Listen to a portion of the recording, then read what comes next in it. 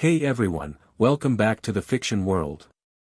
Today we're diving into an amazing story called What If Izuku Found the Chaquetrix and Built a Breeding Harem with Gwen, Charmcaster and all-female alien transformations. If you love these stories, please hit that like button and subscribe. It really helps us bring more content to you. Without further ado, let's begin. Chapter 1, First Contact. The notebook hit the ground before Izuku did. 3 guys from class had cornered him behind the gym, and the biggest one, not Bakugo didn't bother with physical stuff anymore, shoved him hard enough that his hero analysis journal flew from his hands and landed in a puddle. Quirkless freak still thinks he's getting into UA, the big one laughed. What are you gonna do, analyze the robots to death? Izuku didn't respond. He'd learned that responding made it worse. He just waited for the shove, the kick, whatever they felt like doing today, and then they'd get bored and leave. The kick came. Ribs. Not hard enough to break anything, just hard enough to remind him of his place. Stay down there where you belong. They walked off laughing. Izuku stayed on his knees for a minute, breathing through the pain, then crawled over to his notebook. The pages were soaked.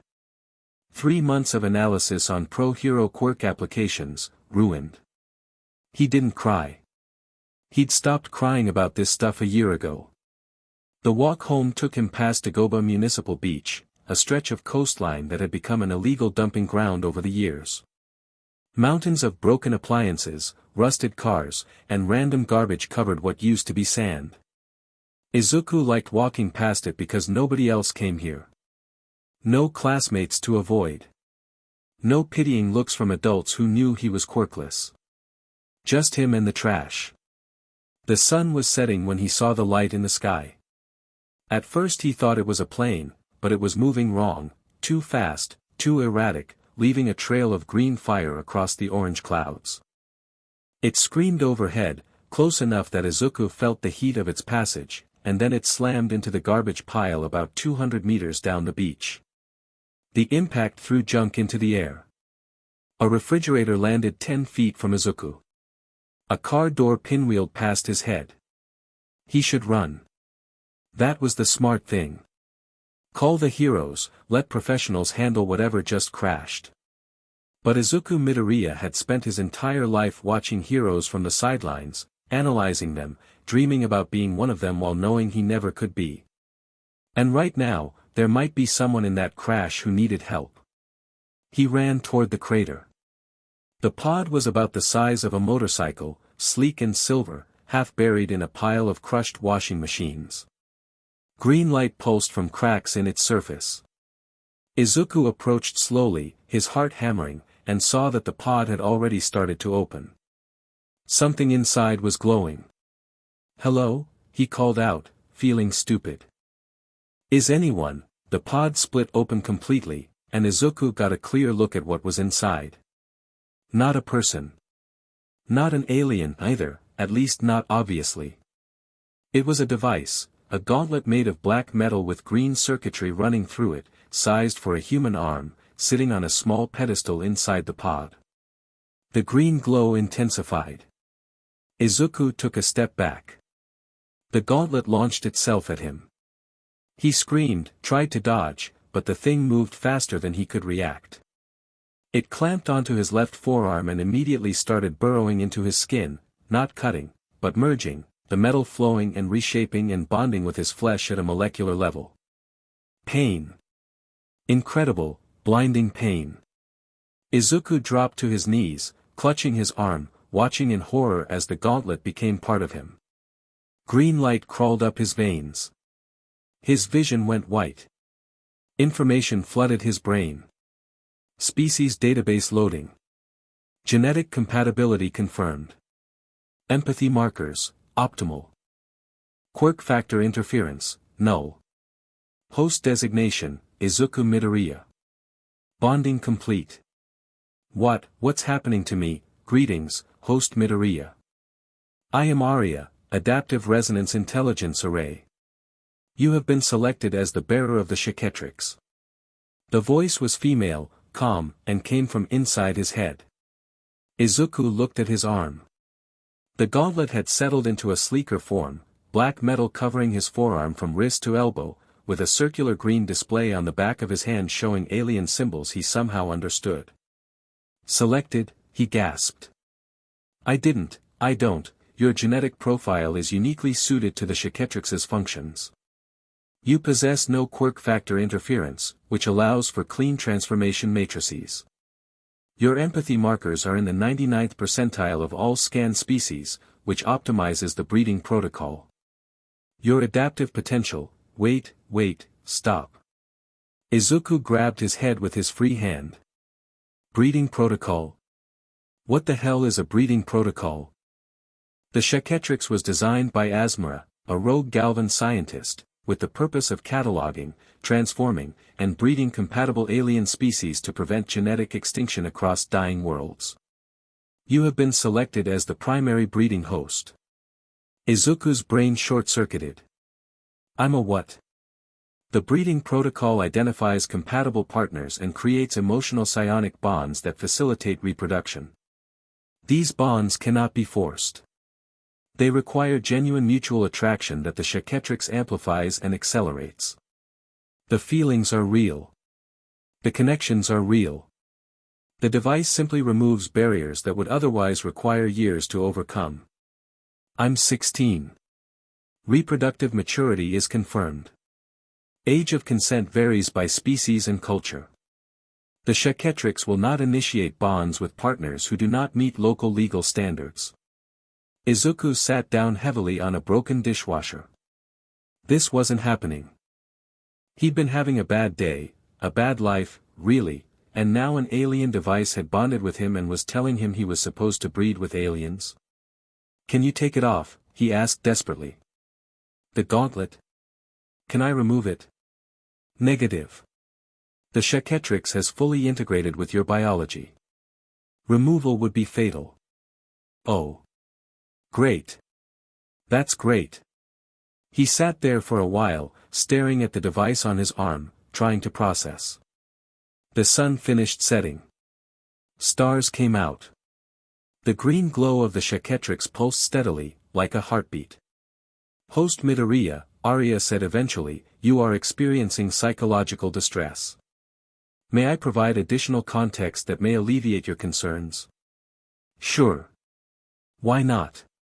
The breeding protocol is not the Chaquetrix's primary function. Its primary function is transformation. The device contains DNA samples from over 50 alien species. You can transform into any of them at will, gaining their physical abilities and biological advantages. The breeding function is secondary, a long-term species preservation measure that operates passively through genuine relationship development. Izuku's hero-obsessed brain latched onto that despite everything. Transformation. Like, shape-shifting into aliens. Correct. You could, for example, transform into a tetramand, a species possessing 4 arms, superhuman strength, and enhanced durability. Or a kinoceleran, a species capable of moving at speeds exceeding sound. Or a pyronite, a species composed of living fire. His heart was beating faster now, but not from fear. I could be a hero. The Chaquetrix's capabilities would allow you to engage in heroic activities, yes. However, I must note that hero work was not the device's intended purpose. But I could. For the first time in his life, Izuku Midoriya had power. Real power. Not borrowed, not theoretical, not, maybe if a quirk manifests late, but actual, genuine, sitting on his arm power. He stood up. Okay. How do I use it? How do I transform? The circular display functions as a selection interface. Rotate to cycle through available species. Press to activate transformation.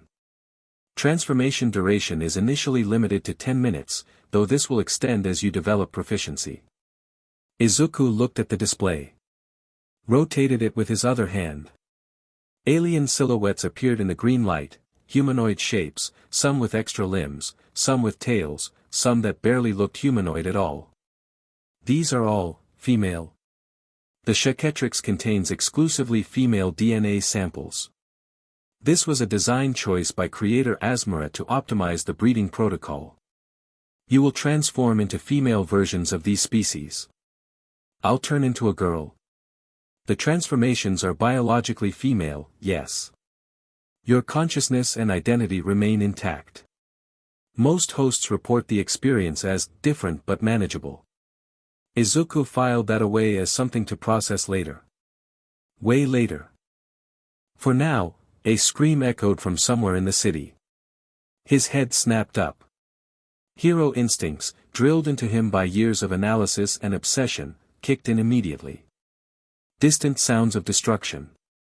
Another scream. Something was happening about half a kilometer north, toward the residential district. Hostile activity detected, Arya confirmed. A villain with a fluid-based quirk is engaging civilians. 3 heroes are en route but will arrive in approximately 4 minutes. 4 minutes is too long, Izuku said, and started running. Host Midoriya, you are untrained. I strongly recommend, someone's in trouble. He ran through the garbage piles, leaped over a collapsed fence, and hit the street at full sprint. 2 blocks north, then 1 block east, following the sounds of chaos. He rounded a corner and saw it. The villain was huge, a mass of greenish-brown sludge in a vaguely humanoid shape, currently wrapped around a woman who was struggling to breathe. 2 more civilians were unconscious on the ground nearby. The thing was laughing, a bubbling horrible sound, and squeezing tighter. Let her go. Izuku shouted before his brain could stop him. The sludge villain turned. Eyes formed in the muck, yellow, malevolent. Oh. A little hero wannabe. Come to save the day. More laughter. Come closer, kid. I need a new body to hide in, and you look fresh. The woman in its grip was turning blue. Izuku looked at the Chaquetrix. No time to think. No time to doubt. He rotated the dial to the first silhouette he saw, something big, something strong, and slammed his palm down on it. Green light exploded outward. His body changed. Bones stretched. Muscles expanded. 2 new arms burst from his sides. His skin turned deep red. He shot up from 5'5" to over 7 feet tall, his shirt tearing apart, his shoes exploding as his feet tripled in size. The transformation completed in 3 seconds. Izuku looked down at himself, at herself, because Arya hadn't been kidding about the female thing, and saw 4 massive red arms, each ending in hands big enough to palm a basketball. Tetraman transformation active, Arya reported. Enhanced strength. Enhanced durability. Time limit, 10 minutes. The sludge villain gaped at her. What the? Izuku moved. She didn't think about technique. Didn't analyze. Just swung all 4 fists at once, a hammer blow that caught the villain's main mass and splattered it across the street. The woman dropped free, gasping, and Izuku caught her with her lower arms while her upper arms kept swinging. The sludge tried to reform. Izuku didn't let it. She grabbed chunks of the villain and threw them in different directions, scattering it across a 100-meter radius, preventing it from pulling itself back together. Stay down, she roared, and her voice came out deeper, rougher, powerful. Stay down. The sludge villain tried one more time to reform. Izuku spotted the core, a denser part of the mass where the eyes kept reappearing, and grabbed it with all 4 hands, squeezing. Okay, I give up, the villain screamed. I surrender. Stop crushing me. Izuku held on until she heard sirens approaching. Then she set the core down, backed away, and looked at the woman she'd saved. Are you okay? The woman stared at her with wide eyes.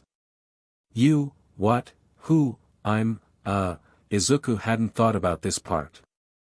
I'm a hero. Kind of. I mean, I want to be. I'm still in school. You're a high schooler. Middle school, actually. The woman fainted. Izuku heard the heroes arriving, Kamui Woods and Death Arms. She recognized them instantly, and decided that maybe sticking around for questions was a bad idea. She turned, ran into an alley, and focused on the Chaquetrix. To detransform, focus on your human identity and press the display. She pressed it. Green light. And then she was herself again, small, male, wearing the shredded remains of his school uniform. The gauntlet was still on his arm, inactive now, the green glow dim. Izuku leaned against a wall and started laughing. He'd done it. He'd actually done it. He'd saved someone. With his own power. Power that was his now, not borrowed, not temporary. For the first time in his life, Izuku Midoriya felt like a hero. He got home around midnight, snuck in through his window, and collapsed onto his bed without even changing out of his ruined clothes. His mother was asleep. She worked late shifts at the hospital and wouldn't notice he'd come in late. Izuku stared at the ceiling. Host Midoriya, Arya said, I recommend rest. Your body is experiencing minor cellular stress from the transformation. This will decrease as you become more proficient. Arya, can I ask you something? Of course. This Asmara person who made you, why? Why design something like this? The breeding thing, I mean. There has to be easier ways to prevent species extinction. Creator Asmara believed that genetic diversity through cross-species breeding was the most effective method for preserving endangered genomes. She was considered a radical by Galvan standards. Many of her colleagues disagreed with her methods. But the bonds, you said they're real. The feelings are real. So it's not just, using people. Negative. The Chaquetrix cannot create emotions that do not exist. It can only identify compatible partners and accelerate the development of genuine connections. Any bond formed through the Chaquetrix is built on authentic mutual attraction and emotional resonance. The participants choose each other. The device simply makes the choice clearer. Izuku thought about that. He'd never had a girlfriend. Never been on a date. Girls didn't look at him twice because he was quirkless, powerless, nothing. But now he had power. And apparently, the Chaquetrix thought he was compatible with. How many species had it said? 50. How many bonds can I form? He asked. There is no theoretical upper limit. However, the breeding protocol prioritizes quality over quantity. Deep bonds with multiple partners are preferable to shallow bonds with many. So, a harem. If you wish to use that terminology, yes. Creator Asmara referred to it as a breeding collective, but acknowledged that cultural connotations vary. Izuku groaned into his pillow. I'm 16. I just wanted to be a hero. And now an alien watch is telling me I'm supposed to build a harem. The breeding protocol is optional, Arya said. The Chaquetrix will continue to function for transformation purposes regardless of whether you engage in bonding activities. However, I should note that bond formation enhances all Chaquetrix functions. Bonded partners can provide energy, unlock new transformations, and amplify your capabilities. So the harem makes me stronger. Essentially, yes. Izuku laughed again, because what else could he do? He fell asleep still laughing. The next morning, Izuku woke up to chaos. His phone had 17 missed notifications. Hero news sites were blowing up. Someone had caught phone footage of the sludge villain fight, shaky, distant, but clear enough to show a massive four-armed red figure smashing the villain and saving civilians. Mysterious new hero appears in Muzutafu, the headlines read. Unknown quirk baffles analysts. Who is the four-armed woman? Izuku watched the footage on loop, unable to stop grinning. That was him. He'd done that. Host Midoriya, Arya interrupted, I am detecting anomalous energy signatures in the upper atmosphere. Multiple dimensional breaches are forming above the city. Dimensional breaches? The Chaquetrix's activation appears to have attracted attention from parallel dimensions. Several entities are crossing over as we speak.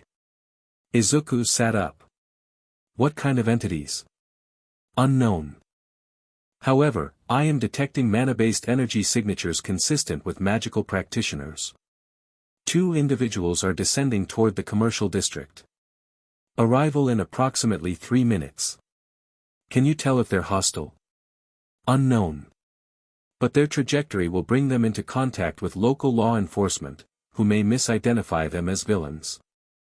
Izuku grabbed a new shirt, shoved on shoes, and ran for the door. He arrived at the commercial district just as things got ugly.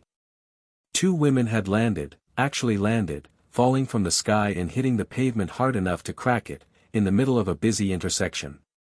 One of them was already throwing bolts of pink energy at the other, who was deflecting them with a shield of glowing blue. Charmcaster, stop, the blue one shouted. We don't know where we are. And I don't care, Gwen, the pink one fired back. You're the one who dragged us through that portal. I dragged us? You grabbed the charm of bezel right when the rift opened. Because you were trying to steal it. To keep it away from you. They were both speaking English with American accents, which was weird enough on its own. But Izuku was more focused on the fact that local heroes were starting to arrive, and none of them would speak English. Arya, can the Chaquetrix translate? Affirmative. Activating translation matrix. Izuku pushed through the crowd that was forming, ducked under a police barrier that was being set up, and ran straight into the middle of the fight. Hey! Hey, stop! Both women turned to look at him. They were young, his age or maybe a bit older. The one called Gwen had orange hair, green eyes, and was wearing some kind of black and blue combat suit. The one called Charmcaster had silver-white hair, purple eyes, and was dressed in a torn cloak over what looked like armored robes. Who the hell are you? Charmcaster demanded. Look, you need to stop fighting. The heroes here think you're villains. They're going to attack you if you don't calm down. Gwen's eyes went to Izuku's arm. To the Chaquetrix. Her entire demeanor changed. That's Omnitrix technology, she breathed. Where did you get that? It fell out of the sky yesterday and attached itself to me. Look, that's not important right now, not important. Gwen stepped toward him, ignoring Charmcaster entirely. Do you have any idea what that device is? Who made it? Her name was Asmara, apparently, Asmara. Gwen went pale. Oh no. No, no, no. That's not an Omnitrix. That's the Chaquetrix. The Breeding Matrix Project. I thought it was just a rumor. Breeding Matrix? Charmcaster's hostility shifted into something more like morbid curiosity. What's a breeding matrix? Later. Right now we need to freeze. Put your hands up. The heroes had arrived. Death Arms, Kamui Woods, and a third hero Izuku didn't recognize. All of them looked ready for a fight. Don't move, Death Arms ordered. You're both under arrest for unauthorized quirk use and destruction of property. Gwen and Charmcaster both tensed. Izuku could see the situation about to spiral out of control, neither of them would surrender willingly, the heroes would attack, and someone would get hurt. He made a decision. Arya, transformation. Something fast. Kinecelerin selected. He slapped the Chaquetrix. Green light. His body compressed, became streamlined. His legs lengthened dramatically, his feet becoming wheel-like structures. His skin turned blue. A visor-like protrusion covered his eyes. In less than 2 seconds, he became something that looked like a velociraptor had been redesigned by a racing car engineer. Kinecelerin transformation active. Super speed. Enhanced reflexes. Time limit, 10 minutes. The heroes gaped. The crowd screamed. Izuku grabbed Gwen with one arm and Charmcaster with the other, and ran. The world blurred. He moved so fast that the street became a streak of color. Buildings passed in milliseconds. People were frozen statues. He ran north, toward the beach, toward the only place he could think of that was private enough to have a conversation. He reached the garbage piles in about 8 seconds. What? Gwen stumbled when he set her down, her eyes wide. How fast did you just, fast enough? Izuku detransformed, breathing hard. The Chaquetrix timed out, and he was himself again. Okay. We're somewhere private. Now someone tell me what's going on. Why did you fall out of the sky? Why do you know about the Chaquetrix? And why were you fighting? Gwen and Charmcaster looked at each other with mutual hostility, then back at Izuku. It's a long story, Gwen said finally. I've got time. They talked for hours. Gwen Tennyson was 17, American, and came from a parallel dimension where her cousin Ben had found a device called the Omnitrix 10 years ago. She'd spent her adolescence fighting aliens alongside him, becoming a skilled mana user along the way. She was brilliant, Izuku could tell that immediately from how she explained multidimensional theory and alien technology.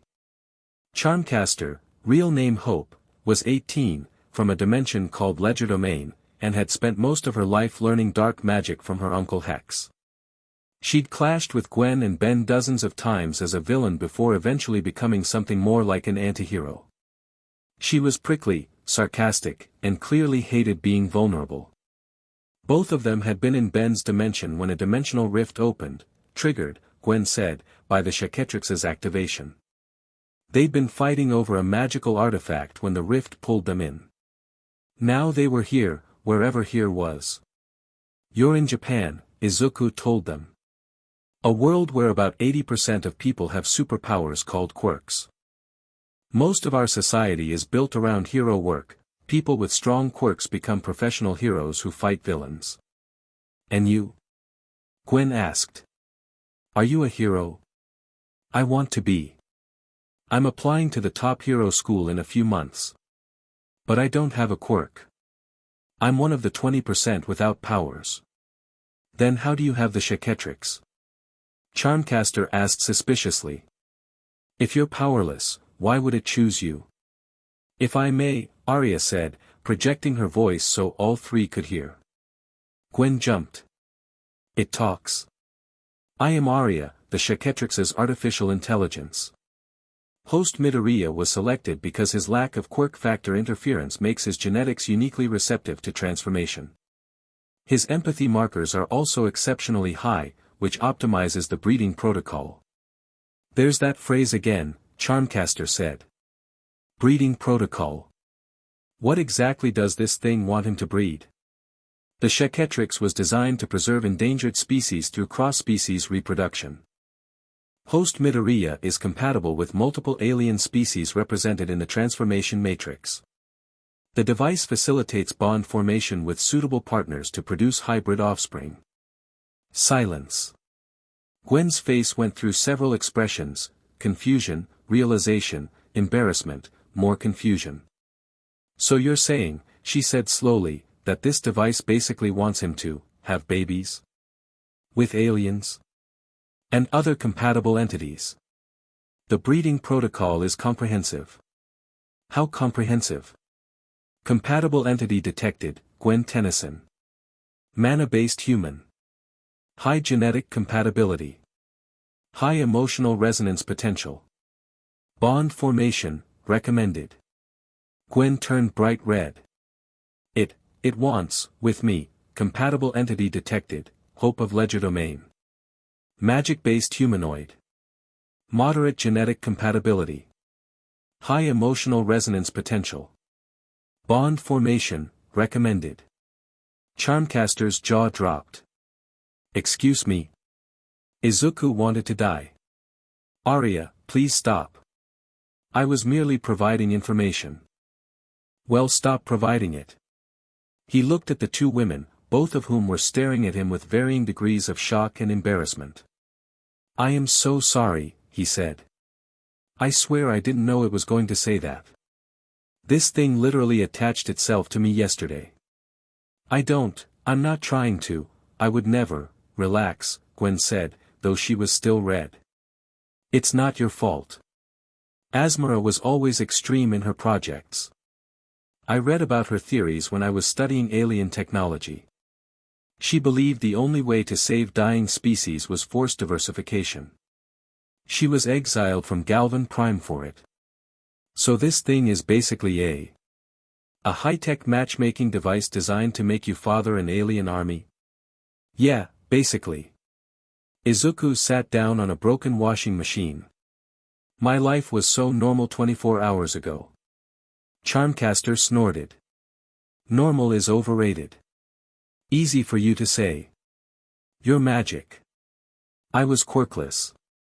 And now you can turn into 50 different alien species. Seems like an upgrade to me. Izuku looked at her. She looked back, defiant, arms crossed.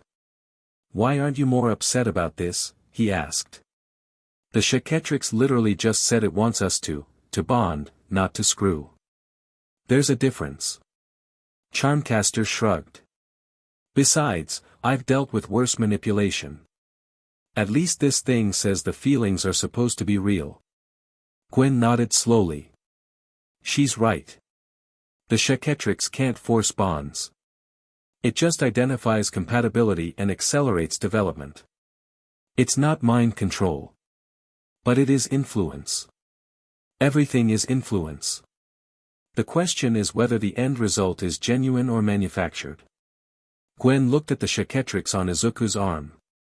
And according to everything I've read about Asmara's work, she was obsessed with authenticity. She wanted real relationships, real families, real preservation. Not artificial breeding programs. Izuku absorbed that. He didn't know how to feel about any of this.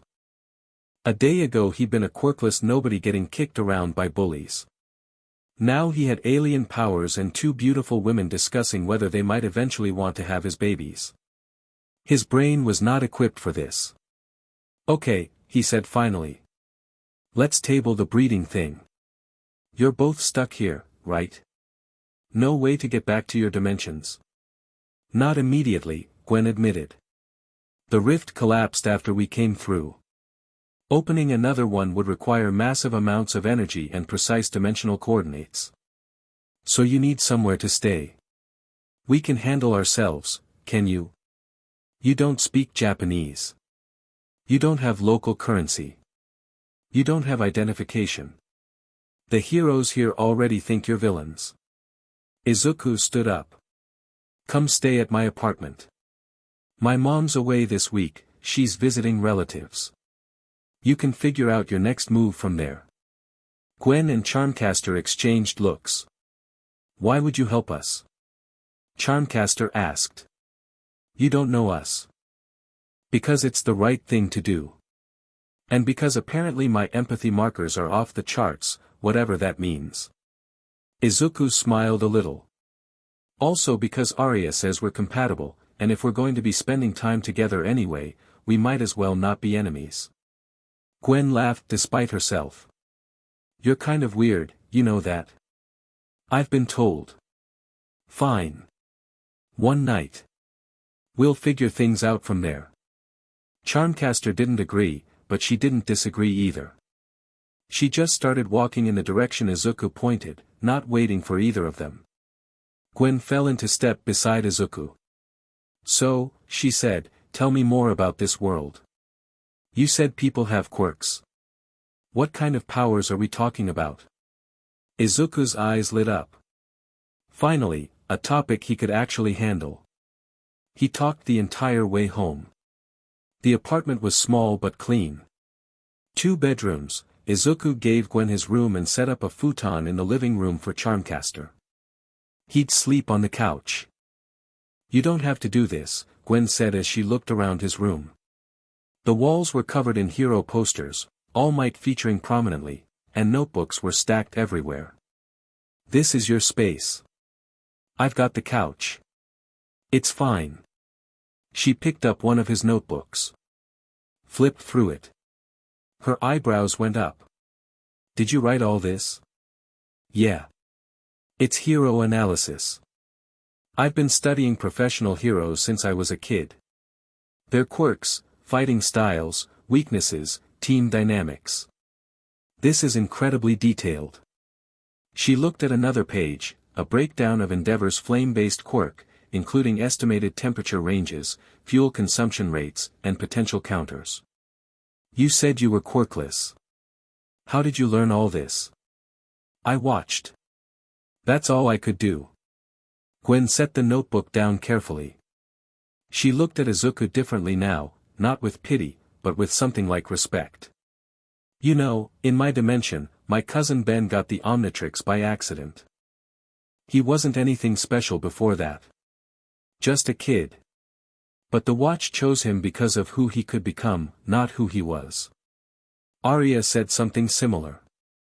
Then maybe that's the point. You've spent years studying heroes, analyzing them, understanding what makes them effective. That knowledge combined with the Chaquetrix's power. She smiled. You could be something incredible. Izuku felt his face heat up. Thank you. That means a lot. Don't thank me yet. I'm going to want full access to those notebooks. Some of this analysis could help me understand how quirks differ from standard alien biology. You can read Japanese? Translation spell. Basic stuff. That's amazing. That's magic. Gwen grinned. Get some sleep, Izuku. Something tells me tomorrow's going to be interesting. She closed the door gently. Izuku stood in the hallway for a moment, his heart doing something complicated. Then he shook himself and went to check on Charmcaster. She was sitting on the futon, her back against the wall, staring at nothing. Hey. Do you need anything? Water? Food? I'm fine. You sure? I said I'm fine. Izuku hesitated. He should leave her alone. That was clearly what she wanted. But Arya had said high emotional resonance potential. And his own instincts were telling him something was wrong. For what it's worth, he said quietly, I'm glad you're here. Both of you. I know this situation isn't what any of us planned, but I don't know. It feels right. Charmcaster finally looked at him. Her purple eyes were guarded, defensive, but there was something underneath. Something lonely. You're weird, she said. So I've heard. I'm not a good person, Izuku. I've done things. Hurt people. Made choices I can't take back. And you should probably keep your distance. I'm not someone you want to bond with. Izuku sat down against the opposite wall, giving her space. When I was 4, he said, a doctor told me I would never have powers. In this world, that means something. People treated me differently. Like I was broken. Less than human. Charmcaster watched him without responding. I spent 12 years believing I couldn't be a hero. That I wasn't worth anything. That everyone who said I should give up was right. He looked at the Chaquetrix on his arm. Yesterday, this thing changed everything. I don't know what I'm doing or where this is going. But I do know that I spent way too long letting other people tell me who I was. He met her eyes directly. You say you're not a good person. Maybe that's true. Maybe you've done bad things. But you're here now. And what you do from here is up to you. Charmcaster's expression shifted, just a fraction, just enough to see the walls crack slightly. You're really weird, she said again. But it sounded different this time. Good night, Hope. He got up and walked to the couch without waiting for a response. Behind him, so soft he almost missed it, she whispered, Good night, Izuku. He woke to Gwen shaking his shoulder. Izuku. Izuku, wake up. There's something outside. He sat up immediately. The Chaquetrix was pulsing, which it only did when, hostile entity detected, Arya confirmed. Energy signature consistent with a mana vampire. High threat level. Mana vampire. Izuku was already on his feet. What's a the window exploded inward. Something dark and crackling with golden energy shot through the opening, slamming into the opposite wall. Gwen threw up a shield just in time to block a follow-up blast, but the impact drove her backward. Charmcaster was awake now, her hands glowing pink. The attacker landed in the middle of the living room. He was tall, blonde, impossibly handsome in a way that seemed artificial. His eyes glowed gold, and his skin seemed to absorb the light around him. "Gwen," he said, his voice smooth and horrible. "You didn't think you could hide from me, did you?" "Darkstar," Gwen spat. "How did you find us?" "The rift, of course. I felt it open. Felt both of you come through." His golden eyes moved to Izuku and narrowed. "And what's this? A new toy? He has interesting energy. Stay away from him." "Or what? You'll glare at me harder." Darkstar laughed. "I've been feeding on the powered individuals in this city for hours, Gwen. I'm stronger than I've ever been. And now I'm going to drain you, the witch, and your little boyfriend. Then I'll take whatever that thing on his arm is." He moved. Izuku reacted without thinking, slapping the Chaquetrix and transforming. Green light, body changing, this time into something different. His form became lithe, fiery, composed of living flame. Heat radiated off him in waves. Pyronite transformation active. Fire projection. Heat immunity. Time limit, 10 minutes. Darkstar's charge was met with a wall of fire. He screamed and veered away, his golden glow flickering. "Mana vampires are vulnerable to fire." Gwen shouted. "Keep the pressure on." Izuku didn't need to be told twice. He threw fireball after fireball, driving Darkstar back toward the window. Charmcaster flanked, her pink energy blasts hitting Darkstar from the side. Gwen completed the triangle, her blue mana blasts forcing Darkstar to divide his attention 3 ways. "This isn't over." Darkstar snarled. He was weakening, the fire was clearly hurting him, but he wasn't defeated. "Gwen, you will be mine. And you," his golden eyes fixed on Izuku, "I'm going to drain you completely.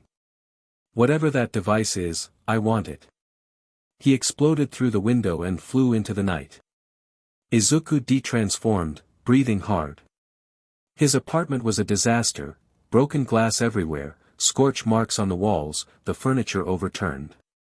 "My mom is going to kill me," he said. Gwen burst out laughing.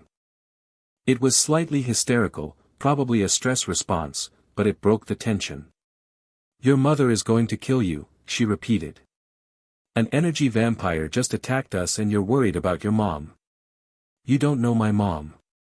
Charmcaster was examining the window frame. "He'll be back. Darkstar doesn't give up. He's obsessed with Gwen." "Why?" "Because she rejected him.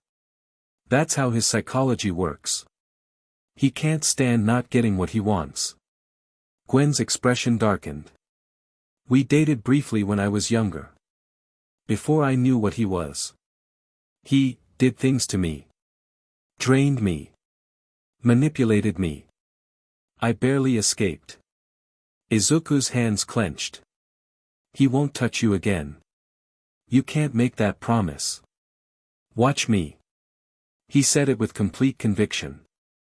Gwen looked at him, really looked, and something shifted in her eyes. "You barely know me," she said softly. "I know enough. And the Chaquetrix," he paused, uncertain how to phrase it. "It says we're compatible. I don't fully understand what that means yet. But I think it means something real could exist between us.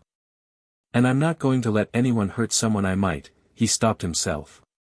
Too fast. Way too fast. But Gwen didn't look away.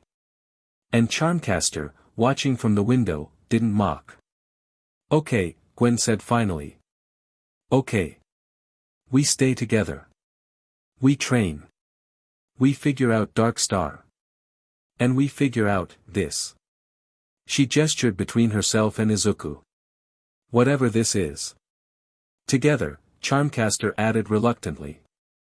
I'm not letting that golden bastard drain anyone else. He's on my list now too. Izuku nodded. Then let's get to work. The next 3 days were a blur. Gwen threw herself into researching the Chaquetrix. She had experience with Omnitrix technology from her time with Ben, and she identified several key differences. The breeding protocol was genuinely unique, the transformation matrix was modified, and the AI, Arya, was far more sophisticated than Ben's device. Asmara was a genius, Gwen admitted grudgingly. A crazy, ethics-violating genius, but still a genius. She solved problems with this design that Azimuth never cracked. Like what? The bonding integration. The way it syncs with partners and amplifies power. The standard Omnitrix is isolated, it's just Ben and the watch. But the Chaquetrix is designed for connection. The more bonds you form, the stronger you get. Izuku processed that. So the breeding thing isn't just about babies. It's about synergy. Compatible partners who bond with you become part of your power network. Their energy feeds into yours. Your abilities enhance theirs. It's symbiotic. That sounds romantic? Yeah. Asmara was apparently a secret softy beneath all the species preservation stuff. Izuku laughed. He'd been doing that more often lately. Meanwhile, Charmcaster worked on combat training. She was brutal, demanding, and exactly what Izuku needed. Your transformations are wasted if you don't know how to fight, she shouted as he dodged another pink energy blast. The Tetraman form has strength, but you swing like a child. Control your power. I'm trying. Try harder. She pushed him through transformation after transformation, forcing him to learn each form's capabilities on the fly. The Kineceleran's speed was useless without precise control. The Pyronite's fire could be directed, shaped, concentrated. The Tetraman's 4 arms opened up combat options he hadn't considered. Better, Charmcaster admitted after he finally managed to tag her with a combination attack. You're learning fast. I have a good teacher. She looked away, but he saw the hint of a smile. The bonds were forming. Izuku could feel it, not clearly, not yet, but like something warming at the edge of his consciousness. Gwen's presence felt like intellectual stimulation, a spark of curiosity that made him want to analyze and understand. Charmcaster's presence felt like challenge, a fire that pushed him to be stronger. Both were different. Both were real. And both of them were starting to look at him differently. It was Gwen who made the first move. They were on the beach after a research session, watching the sunset over the garbage piles. Gwen was explaining dimensional theory, and Izuku was taking notes, and somewhere in the middle of her explanation she stopped talking and just looked at him. What? He asked. You actually care about this stuff? Of course I do. It's fascinating. No, I mean, she shook her head. Everyone I know either wants to use knowledge as a weapon or doesn't care about it at all. You just want to understand. For its own sake. Is that weird? It's rare. She moved closer. Can I try something? Sure. She kissed him. It was soft, tentative, questioning. Izuku's brain short-circuited for about 3 seconds before his body responded on instinct. He kissed her back. The Chaquetrix pulsed warmth through his arm, and he felt something click into place, a connection, a thread of awareness linking him to Gwen. Bond formation initiated, Gwen Tennyson, Arya reported. Emotional resonance confirmed. Bond stable. Gwen pulled back, her cheeks flushed. That was perfect, Izuku said. You're perfect. I'm really not. To me you are. She laughed and kissed him again. Charmcaster found out an hour later. Izuku braced for anger, jealousy, maybe violence. Instead, she just looked at him with an unreadable expression. So it's happening, she said. Yeah. I guess it is. Good for you. Hope, don't. She held up a hand. I'm not jealous. That would require me to want something I don't think I deserve. You deserve, I've killed people, Izuku. Not in self-defense. Not by accident. I made choices that ended lives. That's who I am.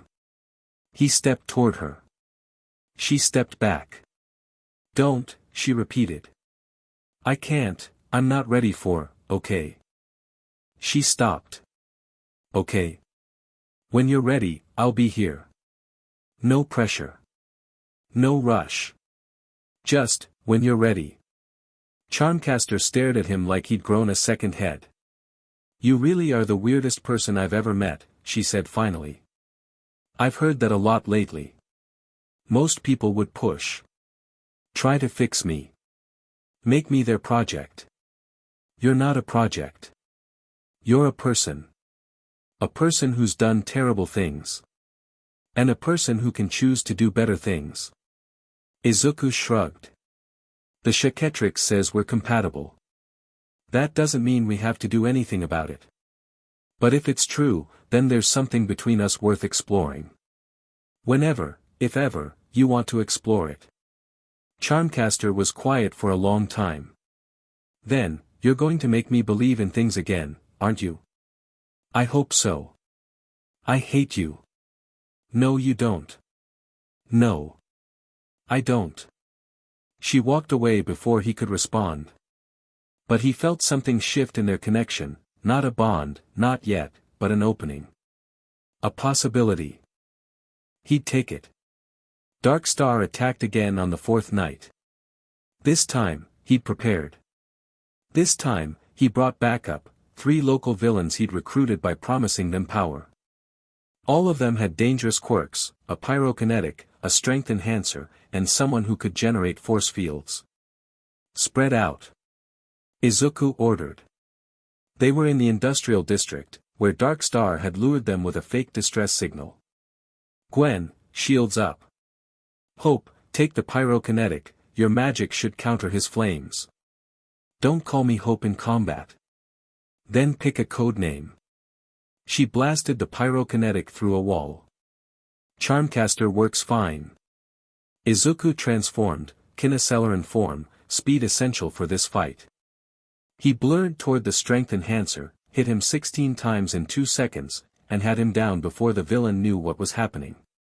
The force field user was trickier. Izuku couldn't get through her barriers. He switched forms mid-run, kineceleran to petrosapian, his body becoming living crystal. He formed his arm into a blade and sliced through the force field like paper. How, the villain started. He knocked her out with a crystal hammer. That left Darkstar. Gwen was already engaging him, her mana blasts meeting his golden energy in explosions of light. Charmcaster flanked, her attack patterns complementing Gwen's despite their history. Izuku joined them. 3-on-1. Fire, mana, and magic against Darkstar's stolen energy. It wasn't enough. You think numbers matter? Darkstar laughed, catching one of Izuku's fire blasts and absorbing it. I've drained dozens of powered individuals since I arrived. I'm a god now. He unleashed a wave of golden energy that sent all 3 of them flying. Izuku crashed through a warehouse wall. His transformation flickered, damage was piling up. Warning, Arya said. Current transformation is sustaining critical damage. Recommend switching forms. He didn't have time. Darkstar was already closing in, his golden eyes burning with hunger. The device, Darkstar said. I want it. Give it to me and I'll make your death quick. Go to hell. Wrong answer.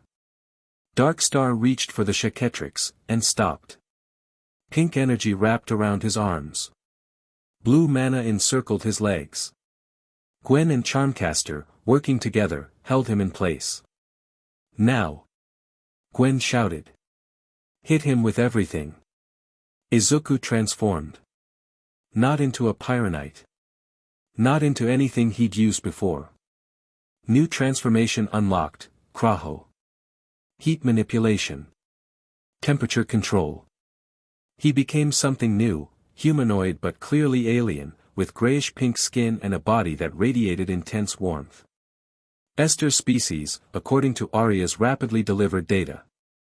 They could absorb and redirect thermal energy at will.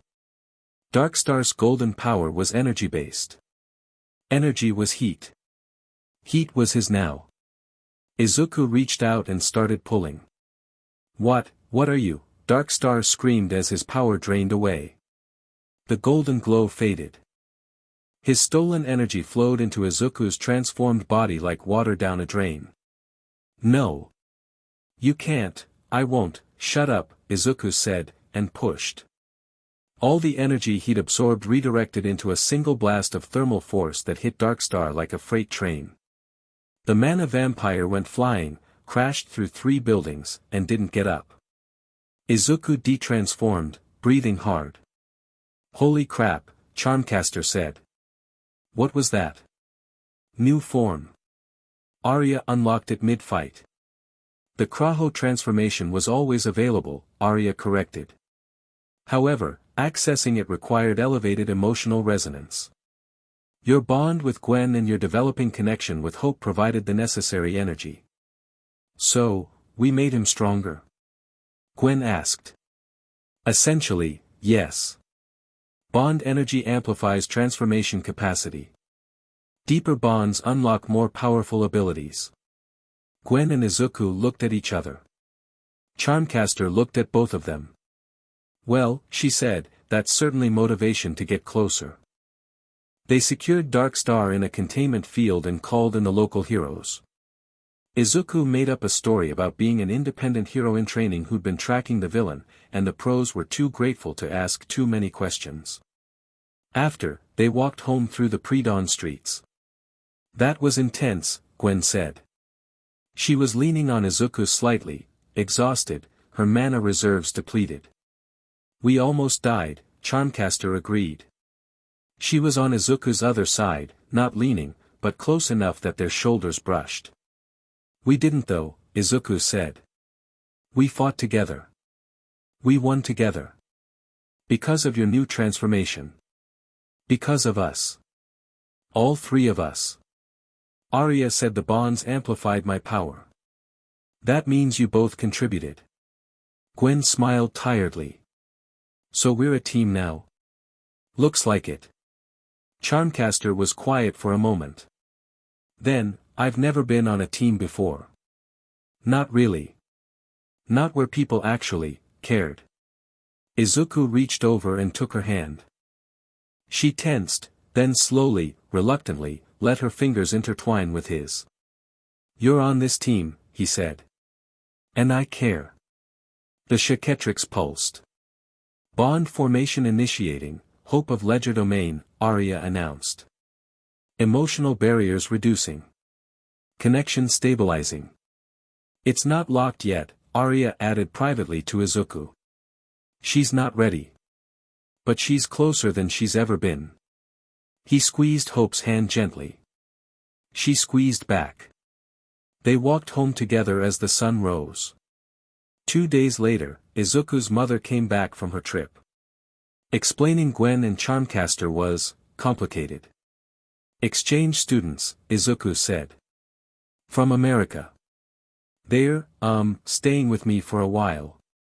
For a cultural exchange program." Izuku Midoriya looked at her son. Then at the 2 beautiful young women who were very clearly not normal exchange students. Then at the alien gauntlet on his arm that hadn't been there when she'd left. "Izuku," she said slowly, "is there something you need to tell me?" "Yes. Probably. A lot of things, actually. Including why there's scorch marks on the living room wall and the window has been replaced. That's actually connected to the other things." Izuku sat down. "Start from the beginning." He told her everything. About the Chaquetrix. The transformations.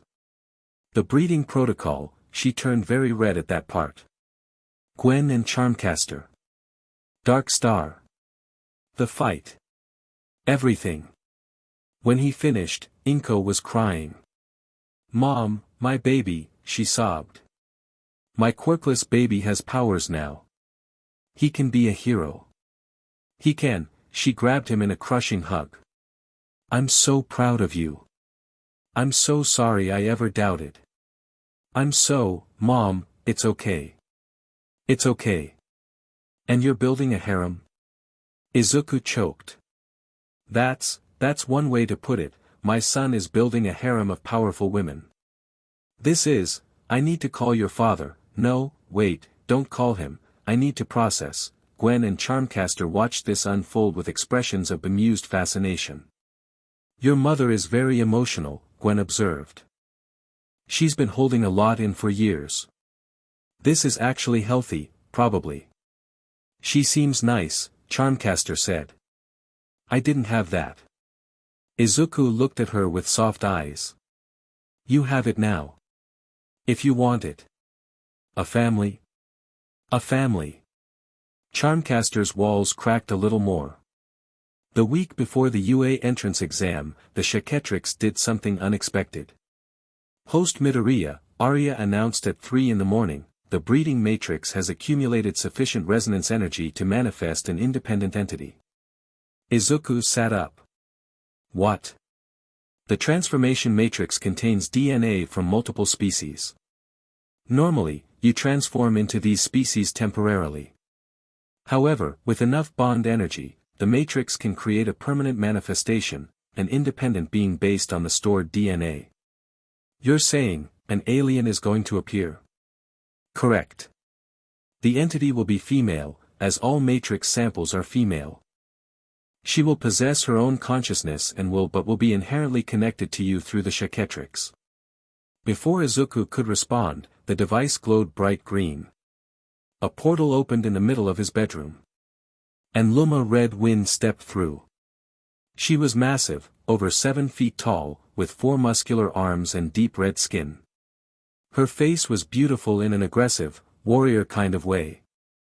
She wore armor that looked designed for battle, and her eyes swept the room with the confidence of someone who'd never lost a fight in her life. "I am Luma Red Wind," she announced in a voice like thunder. "Daughter of Warlord Gar Red Wind. I have been summoned by this device," she gestured at the Chaquetrix, "to find a mate worthy of my bloodline." She looked at Izuku. Evaluated him. Found him wanting. "You," she said flatly. "You are the bearer. You are small. Weak. Unimpressive. I'm also the guy who's going to be your—" "Wait, no, that came out wrong. I challenge you to combat." Luma cracked all 4 sets of knuckles. "Defeat me and I will accept you as a worthy mate. Fail and I will take the device by force. We're inside. This is my bedroom. Then choose a battlefield. I am patient enough to wait." She crossed her arms, all 4 of them, and stood there like a statue. Izuku looked at the Chaquetrix. At the 7-foot alien warrior princess in his room. At his life, which had gone completely insane in the span of 2 weeks. "Fine," he said. "Tomorrow. The beach where I found the Chaquetrix. Dawn." Luma smiled. It was not a comforting smile. "I look forward to breaking you," she said. "Same to you," Izuku replied, and was surprised to find he meant it. Chapter 2, Resonance. Izuku's alarm went off at 4:30 a.m. and he was already awake. He'd barely slept. Hard to sleep when a 7-foot alien warrior princess was standing in your living room, arms crossed, refusing to sit down because warriors do not rest before combat. Luma had been there all night. Charmcaster had tried to get her to at least move out of the doorway, and Luma had picked her up with one hand and set her aside like a piece of furniture. Gwen was already in the kitchen making coffee. She looked as tired as Izuku felt. "Your new friend snores standing up," Gwen said. "She doesn't snore. She was doing breathing exercises. At 2 a.m.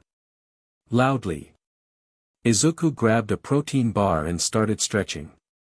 His body ached from the past 2 weeks of training, but today wasn't about being comfortable. Today was about fighting someone who could probably bench press a car with each arm. "You don't have to do this, you know," Gwen said quietly. "We could try reasoning with her. Tetraman culture does have diplomatic protocols," she challenged me. "If I refuse, she takes the Chaquetrix by force." Arya confirmed it. "Tetraman honor demands a response. And if you lose? Then I lose the Chaquetrix and everything that comes with it." Gwen set down her coffee. "That includes me.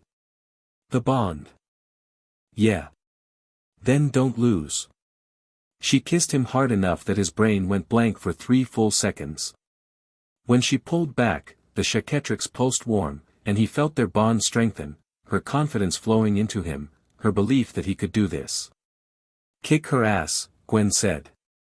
Charmcaster appeared in the hallway, looking annoyed. "Are we doing this or are you two going to make out until she gets bored and destroys the apartment?" "We're doing this." Izuku headed for the door. "Let's go." Luma was already outside, standing on the sidewalk in full armor, drawing stares from the few early morning commuters. A man on a bicycle nearly crashed into a lamppost. "You're ready?" she asked. "Ready as I'll get." "Good. Show me where we fight." Dagoba Beach at dawn looked different than Izuku remembered. The trash piles cast long shadows in the early light, creating a maze of rusted metal and broken appliances. Not ideal terrain for a straight fight, but perfect for someone who needed every advantage he could get. Luma stood at one end of a cleared stretch of sand, rolling her shoulders, cracking her neck. She hadn't warmed up. She didn't need to. Gwen and Charmcaster took positions on a high pile of junk overlooking the battlefield. Close enough to intervene if things went catastrophically wrong, far enough to not interfere with the challenge. "Rules?" Izuku asked. "There are no rules." Luma dropped into a fighting stance, all 4 arms up, weight centered. "Combat continues until one warrior cannot fight or yields. I will not hold back. Neither will I." "Host Midoriya," Arya said, "I recommend a multiform strategy. Luma Red Wind is a trained Tetraman warrior. Direct confrontation in Tetraman form would be inadvisable. Her combat experience exceeds yours by approximately 15 years. Got it. Don't try to outpunch the punching expert." "Precisely." Luma charged. She covered 30 meters of sand in about 2 seconds, her massive legs driving her forward with terrifying speed. For someone her size, she moved fast, way too fast. Her lead right fist came in like a wrecking ball. Izuku slapped the Chaquetrix. "Kinacelerin. Speed form." He blurred sideways as Luma's fist cratered the sand where he'd been standing. The shockwave alone nearly knocked him off his feet, but the Kinacelerin body was built for rapid directional changes. He circled her, looking for openings. "Running?" Luma laughed. "I expected as much from someone so small." She spun, all 4 arms sweeping outward in a circle. The reach was insane, almost 3 meters in every direction. Izuku had to leap over one arm and duck under another, and even then the wind from the swing ruffled his transformed body. He darted in and hit her. Fast jabs, dozens of them in a second, targeting joints and pressure points he'd identified from Arya's data on Tetraman physiology. Luma barely felt them. "Interesting speed," she said, swatting at him like a fly. "But speed without power is meaningless." She stomped the ground. The sand erupted in a wave that caught Izuku's wheeled feet and sent him tumbling. Before he could recover, her lower left hand grabbed him around the waist. She squeezed. Even in Kinacelerin form, the pressure was immense. Izuku felt his ribs creaking. "Yield," Luma said calmly. "You cannot match my strength." "You're right," Izuku gasped. "I can't." He transformed. The flash of green light made Luma flinch, and suddenly her hand wasn't holding a small speedster, it was holding a body made of living crystal. Petrosapian. Diamond form. Izuku expanded his crystal body outward, forcing Luma's grip open. She tried to squeeze harder, but crystal was harder than Tetraman flesh, and the sharp edges were cutting into her palm. She dropped him with a hiss. Izuku formed both arms into crystal blades and went on the offensive. He was slower than the Kineceleran but far more durable, and each hit actually made Luma react. His blade caught her across the forearm and drew a line of green blood. Luma looked at it. Then she looked at Izuku. She smiled. "Now it's a fight," she said. She hit him with all four fists simultaneously. The crystal body took the impact, but barely. Cracks spiderwebbed across his torso.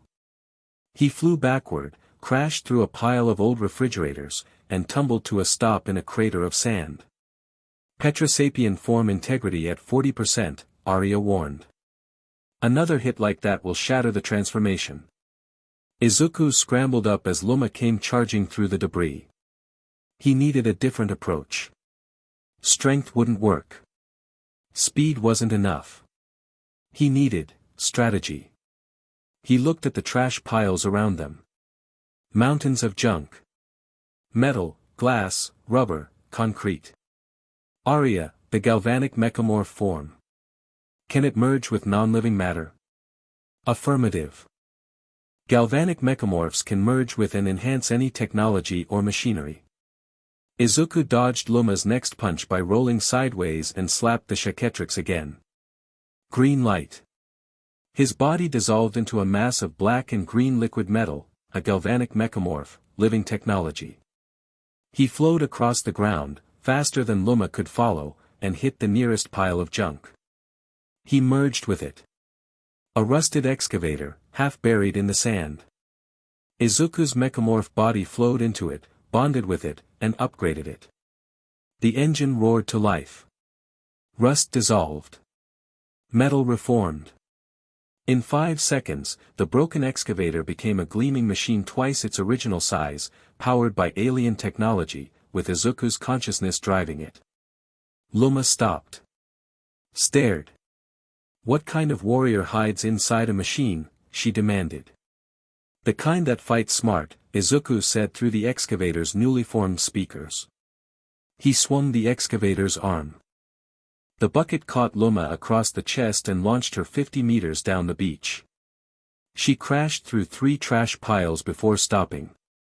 Izuku pressed the advantage. He drove the excavator forward, swinging the arm again and again, keeping Luma off balance.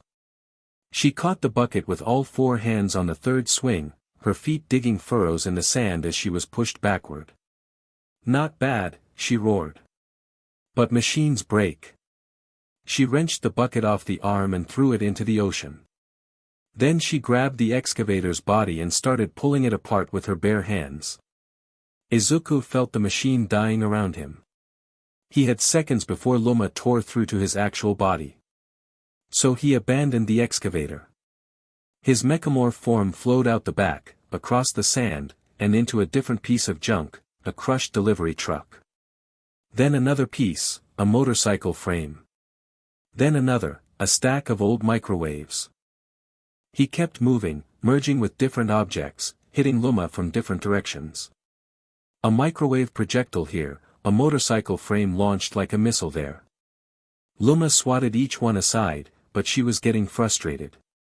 She couldn't pin down an enemy that was everywhere and nowhere. "Stand and fight," she bellowed. "Face me with honor." "Honor doesn't win fights," Izuku shot back from inside a washing machine. "Winning wins fights." He was buying time, cycling through ideas. The mechamorph was clever but not strong enough. The Petrosapian was tough but not tough enough. The Kineceleran was fast but couldn't deal damage. He needed something else. "Host Midoriya, I have a suggestion." "I'm all ears, Arya." "The Kraho transformation you unlocked during the Darkstar fight possesses heat absorption and redirection capabilities. Tetramans are vulnerable to extreme temperature manipulation, their physiology is optimized for moderate climates. Can I switch to Kraho from Mechamorph? Affirmative, but the switch will leave you vulnerable for approximately 2 seconds during transformation. Luma is fast enough to exploit that window. 2 seconds. He needed to create a 2-second gap. Izuku flowed out of the washing machine and back into the excavator wreckage, specifically, into the fuel tank. He pressurized what was left of the diesel fuel, aimed, and fired it directly at Luma's face. She threw up her arms to block, blinded for just a moment. 2 seconds.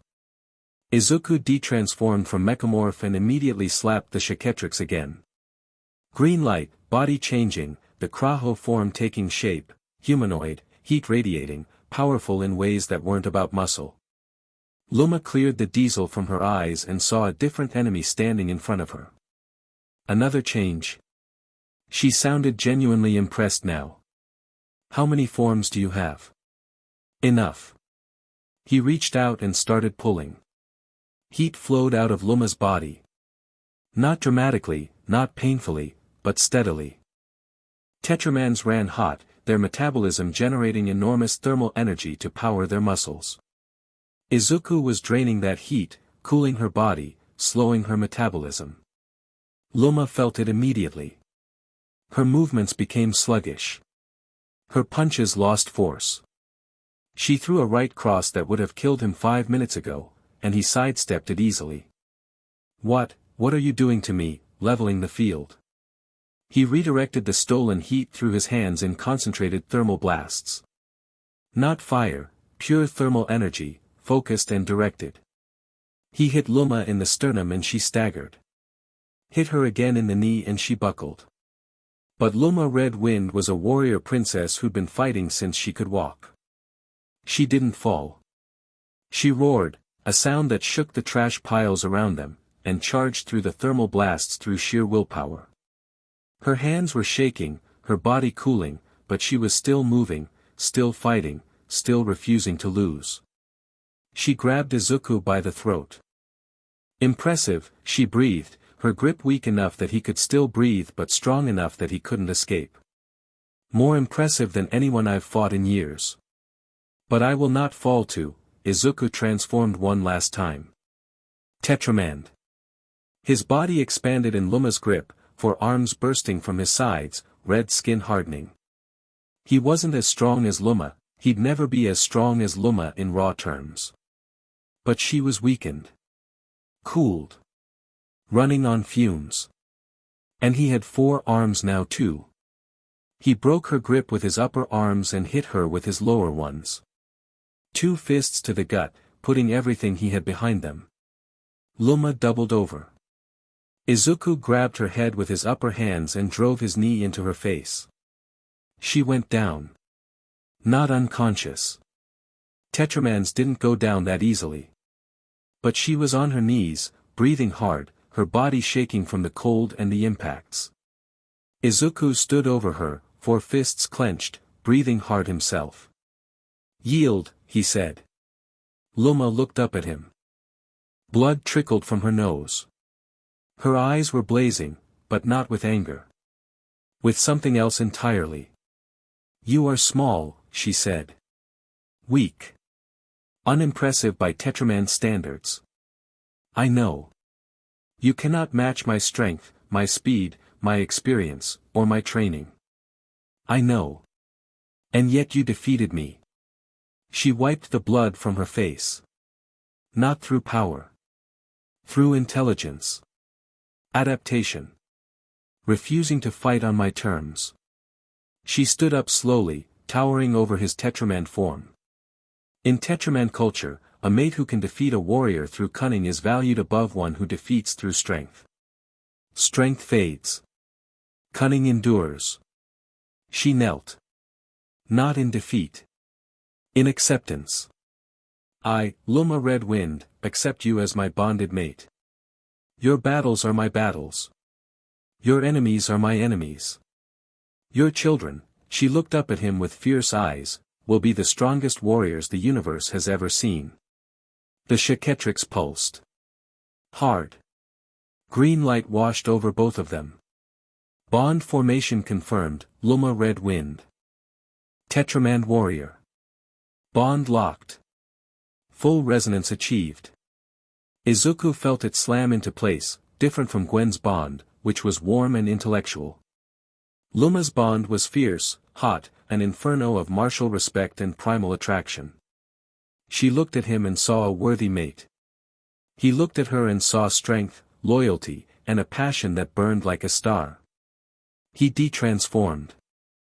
5'5" again. Looking up at 7 feet of Tetraman warrior princess who just pledged herself to him.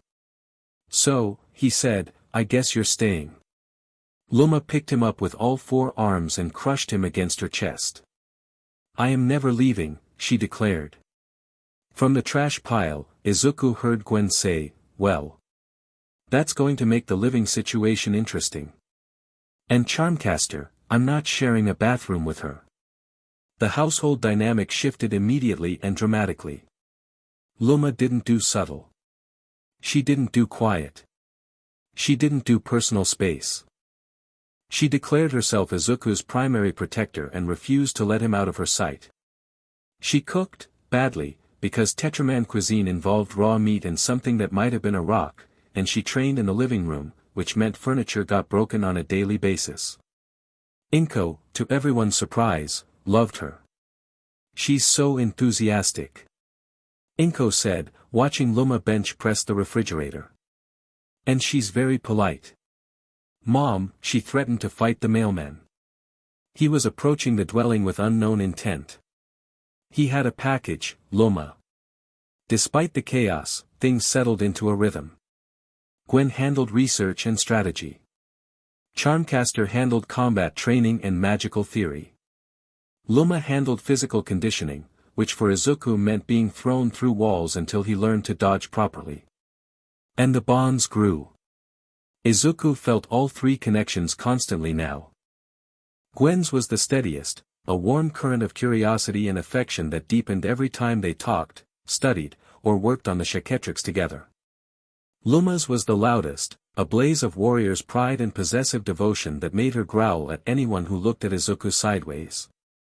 And Charmcaster's was the quietest, a thread so thin and fragile that Izuku was terrified of pulling too hard. But it was growing. 3 days before the UA entrance exam, Hope had a nightmare. Izuku heard her thrashing from the couch where he slept. He got up, heated water for tea, and brought it to the living room where she'd set up her futon. She was sitting up, arms wrapped around her knees, eyes wild. When she saw him, she flinched. Bad dream? He asked. Legerdemain. Her voice was raw. My uncle. Training sessions. He used to, she stopped. Shook her head.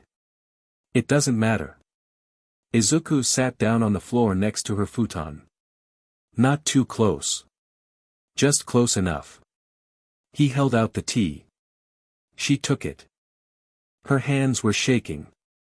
They sat in silence for a while. No pressure. No questions. Just 2 people sharing space at 3 a.m.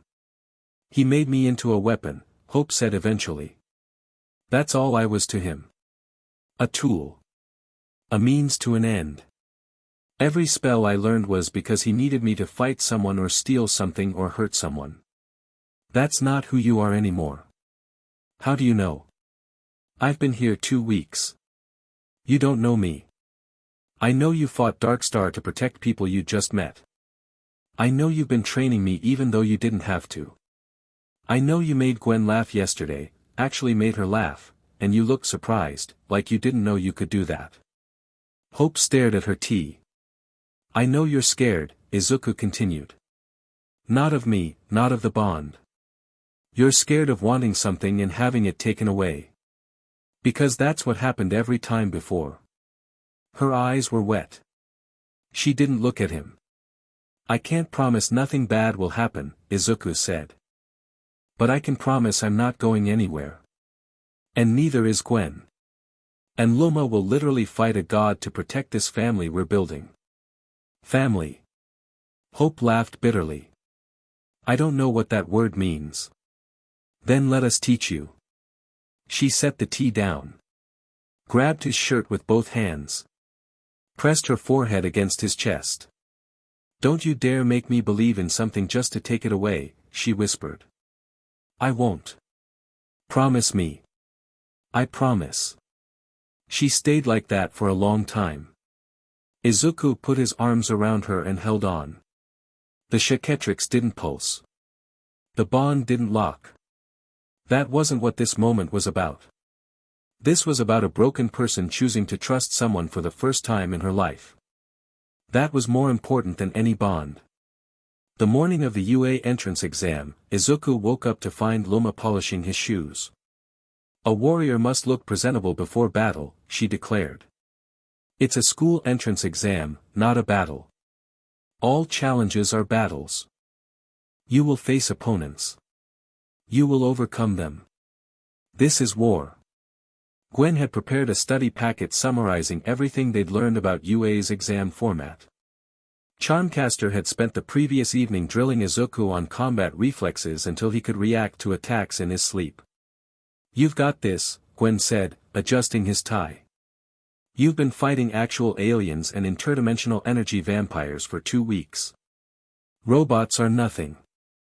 What she said, Charmcaster added from the doorway. Don't embarrass us. I will crush anyone who stands in your path. Luma announced, cracking her knuckles. You're not coming into the exam, Luma. I will crush them emotionally from the observation area.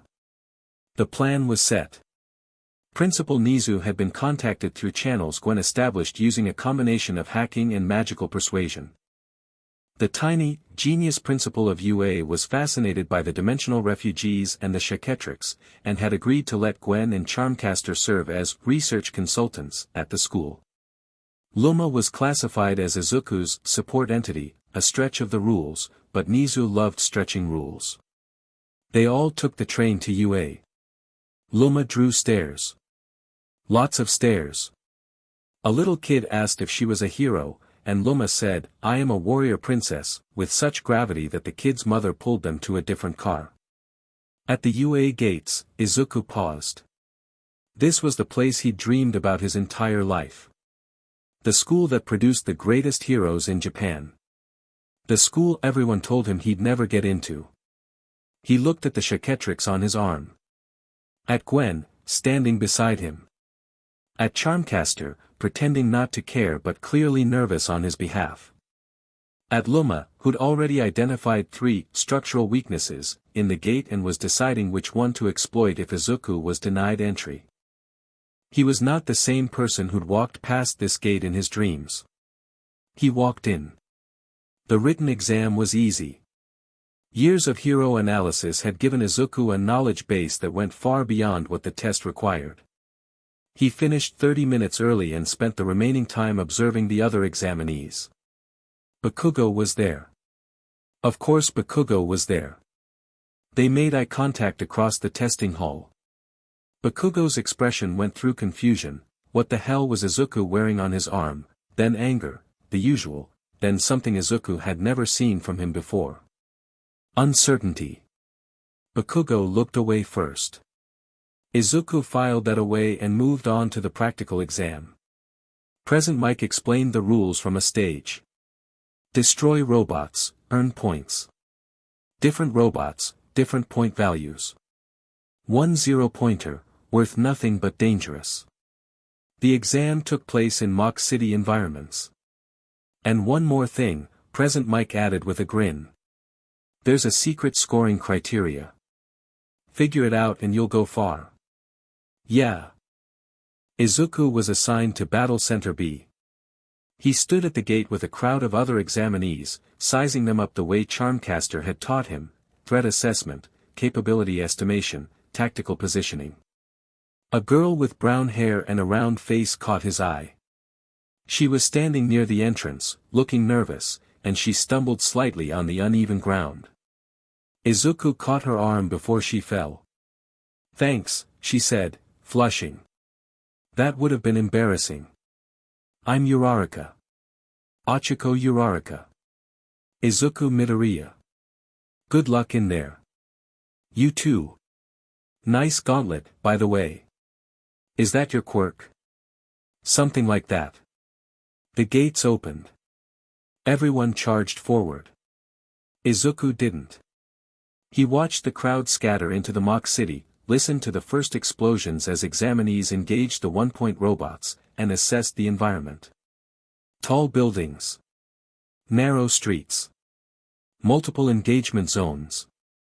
He needed a plan, not a brawl. Arya, scan the city. Where are the highest concentrations of robots? 3 major clusters detected. Northern sector, 12 one-pointers, 6 two-pointers. Eastern sector, 8 one-pointers, 4 three-pointers. Central plaza, 2 three-pointers and scattered one-pointers. The zero-pointer is currently dormant beneath the southern sector. Eastern sector. 3-pointers are worth the most, and fewer examinees headed that way. He slapped the Chaquetrix. Kinacelerin. Speed form. He blurred into the city, bypassing the crowds entirely, and reached the eastern sector in under 3 seconds. 4 3-point robots stood in a cluster, their sensor heads tracking back and forth. Izuku didn't slow down. He ran up the side of the nearest building, launched himself off the wall, and transformed midair. Tetramand. 7 feet of four-armed muscle slammed into the first three-pointer from above, driving it into the pavement. She ripped its head off with her upper arms and threw it into the second robot, knocking it over. Her lower arms punched through the third robot's chest plate, tearing out its power core. The fourth robot fired a projectile. Izuku caught it with her upper right hand and threw it back. Direct hit. Robot down. 12 points in 8 seconds. She detransformed and immediately went Kinacelerin again, blazing through the streets toward the northern sector. 12 one-pointers and 6 two-pointers, 24 more points waiting. She tore through them systematically. Kinacelerin speed to close distance, Petrosapian durability to tank hits, Tetraman strength to finish the job. 3 forms, rapid switching, maximum efficiency. By the 5-minute mark, Izuku had 63 villain points and was the top scorer in the arena by a wide margin. Other examinees were stopping to stare as a blur of green transformation systematically dismantled every robot in its path. Then the ground shook. The zero-pointer. It rose from the southern sector like a building standing up, massive, towering over the mock city, its shadow covering 3 city blocks. Examinees screamed and ran. The smart ones retreated immediately. The less experienced ones froze. Urarika froze. Izuku saw her from 4 blocks away, trapped under a piece of debris that had fallen when the zero-pointer emerged. Her leg was pinned. The massive robot was bearing down on her, its treads grinding through buildings, and she couldn't move. No one was going to help her. Every other examinee was running. Izuku ran toward the zero-pointer. Host Midoriya, the zero-pointer is worth 0 points. Engaging it provides no tactical benefit. She's going to die. Her probability of survival is, I don't care about probability. He transformed. Not into anything fast or strong or tough. Pyronite. Fire form. His body became living flame. He blazed through the streets at the speed of a brush fire, reached Urarika in seconds, and melted through the debris pinning her leg with precisely controlled heat. Can you move? He asked, his voice crackling with fire. Yes, but the robot, I'll handle the robot. He turned to face the zero-pointer. It was right there. 50 meters away. Filling his entire field of vision. Pyronite wasn't strong enough. Tetramand wasn't big enough. Nothing in his arsenal could take this thing down through brute force. But the Kraho form could manipulate heat. And the zero-pointer was a machine. Machines generated heat. Lots of heat. He transformed. Kraho form. And he reached into the zero-pointer's core systems. The robot was generating enormous thermal energy through its engines, enough to power a small city. Izuku grabbed all of it. Every joule. Every calorie. He pulled the heat out of the machine's systems, draining its power source directly. The zero-pointer stuttered. Slowed. Its joints locked as lubricants froze. Its electronics failed as thermal management collapsed. The massive robot toppled forward, crashing into the street in a cloud of dust and debris, stone dead. Izuku stood in front of it, his Kraho body glowing with absorbed energy, the stolen heat radiating off him in visible waves. Silence. Then, from somewhere in the rubble, someone started clapping. Uraraka was staring at him with her mouth open. A kid with engines in his calves, Ida, Izuku recognized him from hero magazines, was frozen mid-retreat, looking back at the fallen zero-pointer with disbelief. In the observation room, Izuku could imagine Gwen smiling. Luma pounding the wall with excitement. And Charmcaster trying very hard not to look proud. The buzzer sounded. Exam over. Izuku detransformed and sat down hard, exhausted. That, Uraraka said, limping over to him, was the most amazing thing I've ever seen. Thanks. I think I'm going to pass out now. Please don't, I still need to thank you properly. He didn't pass out. But it was a close thing. Results came a week later. First place. Overall. Not just in his battle center, in the entire exam. 77 villain points. 60 rescue points, the secret criteria Present Mike had hinted at, awarded for helping other examinees. Total score, 137. The highest entrance exam score in UA's history. Izuku stared at the holographic message from All Might. Apparently the #1 hero was teaching at UA this year, congratulating him. He watched it 3 times, not quite believing it was real. Gwen hugged him. Luma tried to throw him in the air in celebration and put him through the ceiling. Charmcaster said, "Not bad," in a tone that meant she was incredibly proud. And Inko cried for 2 hours straight. UA's first day arrived, and Izuku walked into class 1A feeling something he'd never felt in a school before. Like he belonged. The classroom was full of talented, powerful students. Izuku recognized several from the exam, Ida with his engines, Uraraka with her gravity quirk, a girl with frog-like abilities named Azui, a blonde kid with a laser belly button named Aoima. And Bakugo. Deku. Bakugo's voice carried across the room. What the hell is that thing on your arm? Good morning, Kaken.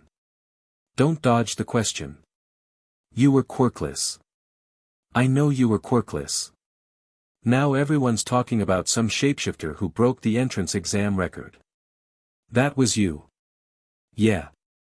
It was. Bakugo stood up. The room went quiet. Everyone could feel the tension. You're going to tell me what happened? How you got powers? All of it. Izuku met his eyes. No flinching. No looking away. 2 weeks of fighting aliens, bonding with interdimensional women, and training with a warrior princess had burned the timidity out of him. No, Izuku said. I'm not. Bakugo's palms crackled. Sit down, Bakugo, said a voice from the doorway. Their homeroom teacher, Aizawa Shota, Eraserhead, stood there in a sleeping bag, looking like he'd rather be anywhere else. If you start a fight in my classroom, you'll be expelled before I finish my coffee. Bakugo sat. But his eyes never left Izuku. The first day proceeded. Quirk assessment tests.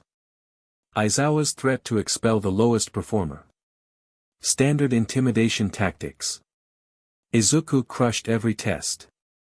Ball throw, Tetraman form. The ball left the atmosphere. Infinity, the tracker read, because it couldn't calculate a distance that large. Sprint, Kinacelerin. He finished before Aizawa started the timer. Grip strength, Tetramand again. He broke the measuring device. Side steps, Kinacelerin. A blur that made Mineta cry. By the end of the assessment, Izuku was first place and it wasn't close. Bakugo was second. The explosive blonde looked like he wanted to scream, punch something, or both. After class, Ida approached Izuku. Midoriya. Your quirk is extraordinary. The ability to shift between multiple forms with different capabilities, I've never seen anything like it. Thanks, Ida. Your engine quirk is impressive too. That acceleration is something else. You're too kind. I must ask, how many forms do you have? Working on expanding the list. Right now, about 6 that I'm comfortable with. 6 distinct transformation states. Remarkable. Truly, you embody the spirit of heroic versatility. Uraraka joined them, bouncing on her toes. Deku. That's what Bakugo called you, right? I like it. It sounds like, you can do it. Can I call you Deku? Izuku blinked. Nobody had ever made that name sound positive before. Sure. Yeah. Deku works. After classes, Izuku met Gwen, Charmcaster, and Luma at the support lab Nizu had set up for them in a converted storage wing. The principal had been generous, the space had workbenches, magical containment equipment, and enough room for Luma to spar without destroying load-bearing walls. How was your first day? Gwen asked. She was elbow-deep in a holographic display, analyzing Chaquetrix energy signatures. Good. I think I scared my classmates a little. Good, Charmcaster said from across the room where she was practicing spell formations. Scared people stay out of your way. That's not really the vibe I'm going for. Then you're doing heroism wrong. She is correct, Luma added. Fear is a valid tactical tool. You're all terrible role models. Gwen laughed. We're your harem, not your role models. Izuku choked. Please don't call it that. Arya calls it a breeding collective. Is that better? Significantly worse. Gwen's smile softened into something warmer. She walked over and took his hand, the one without the Chaquetrix. Hey. I'm proud of you. Top of the class on day 1. That's not nothing. It's because of the Chaquetrix. Without it, you'd still be the most analytical, determined person I've ever met.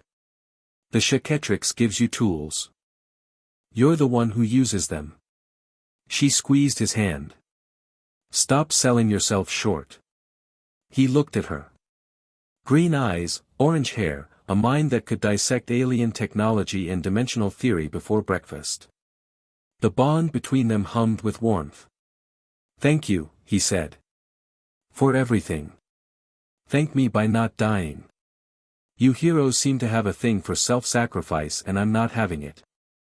I can't promise, then I'll revive you and kill you myself. He kissed her. Quick, firm, meaningful. From her corner, Luma nodded approvingly. Affection strengthens bonds. This is good. Continue. Luma, please. Charmcaster rolled her eyes but didn't look away fast enough to hide the flicker of longing. The following week brought the first real crisis. Class 1A was in their foundational heroics course, All Might teaching, which was still surreal for Izuku, when the alarms went off. Not a drill. The entire school went into lockdown. Someone's breached the perimeter. Ida shouted, looking out the window at the main gate. The barrier is, the gate exploded inward. Golden light flooded the courtyard. Izuku's blood went cold. Darkstar. He should have been in custody. The heroes had taken him after the fight on the beach. But here he was, standing in the shattered remains of UA's front gate, glowing brighter than Izuku had ever seen him. Izuku Midoriya. Darkstar's voice echoed across the campus. Bring me Gwen Tennyson, or I tear this school apart brick by brick. All Might was already moving. Students, stay back. This is a professional, wait. Izuku grabbed All Might's arm. The number 1 hero looked down at him with surprise. That's Darkstar. He's not from this dimension. He feeds on energy, life force, mana, quirk energy. If you fight him, he'll drain your power. Young Midoriya, I appreciate the warning, but he's already drained dozens of quirk users in this city. He's stronger than he was 2 weeks ago. Way stronger. All Might paused. Assessed. Then nodded. What do you suggest? Let me handle this. I've fought him before. And I have people who can help. You're a student. I'm the Chaquetrix bearer. This is literally what I was chosen for. All Might looked at the gauntlet on Izuku's arm. Something passed across his face, recognition. Understanding. Whatever it was, he stepped aside. Go. But if things get out of hand, I'm stepping in. Izuku was already running. He found Gwen and Charmcaster in the support lab. Luma was with them, already in combat stance. I felt him, Gwen said. Her face was pale. He's stronger. Much stronger. How did he escape? He probably drained the heroes guarding him. Absorbed their quirks. That's what he does, he takes and takes until there's nothing left. Then we stop him before he takes any more. Charmcaster was already preparing spells, her hands glowing pink. About time we finished this properly. Last time we drove him off. This time we put him down. Luma cracked all 8 knuckles. I have been waiting for a proper battle. This will do. They moved out together, 4 people connected by bonds that went deeper than friendship, deeper than romance. They were a unit. A family. And Darkstar was threatening their home. The courtyard was a mess. Darkstar had been busy, 3 pro heroes were unconscious, their quirks drained. He stood in the center of the destruction, golden energy crackling around him, looking bored. Gwen, he called out. I know you're here. I can feel your mana. Come to me. Hey. Izuku stepped into the courtyard. Leave her alone. Darkstar turned. His golden eyes fixed on the Chaquetrix. The shapeshifter. I remember you. You got lucky last time. It wasn't luck. And you're not taking anyone. I don't want to take. I want to collect. Darkstar's smile was predatory. Gwen belongs with me. She always has. You're just a distraction, a quirkless nobody with a stolen weapon. Then come take it. Darkstar launched forward. The fight was immediate, intense, and nothing like the last encounter. Darkstar was faster. Stronger. His golden energy hit harder and spread wider. Izuku went Kinecelerin and barely dodged the first blast, it cratered the ground where he'd been standing. Gwen, left flank. Izuku shouted. Hope, barriers. Luma, don't let him fly. They'd trained for this. Gwen's mana blasts hit Darkstar from the left while Charmcaster's barriers cut off his escape routes. Luma leaped, all 7 feet of her, and grabbed Darkstar's leg as he tried to take flight, slamming him back to earth. Darkstar hit the ground and immediately counterattacked. A wave of golden energy pulsed outward, draining everyone it touched. Izuku felt it, a pull at his life force, his energy, his connection to the Chaquetrix. He transformed. Kraho. Heat absorption.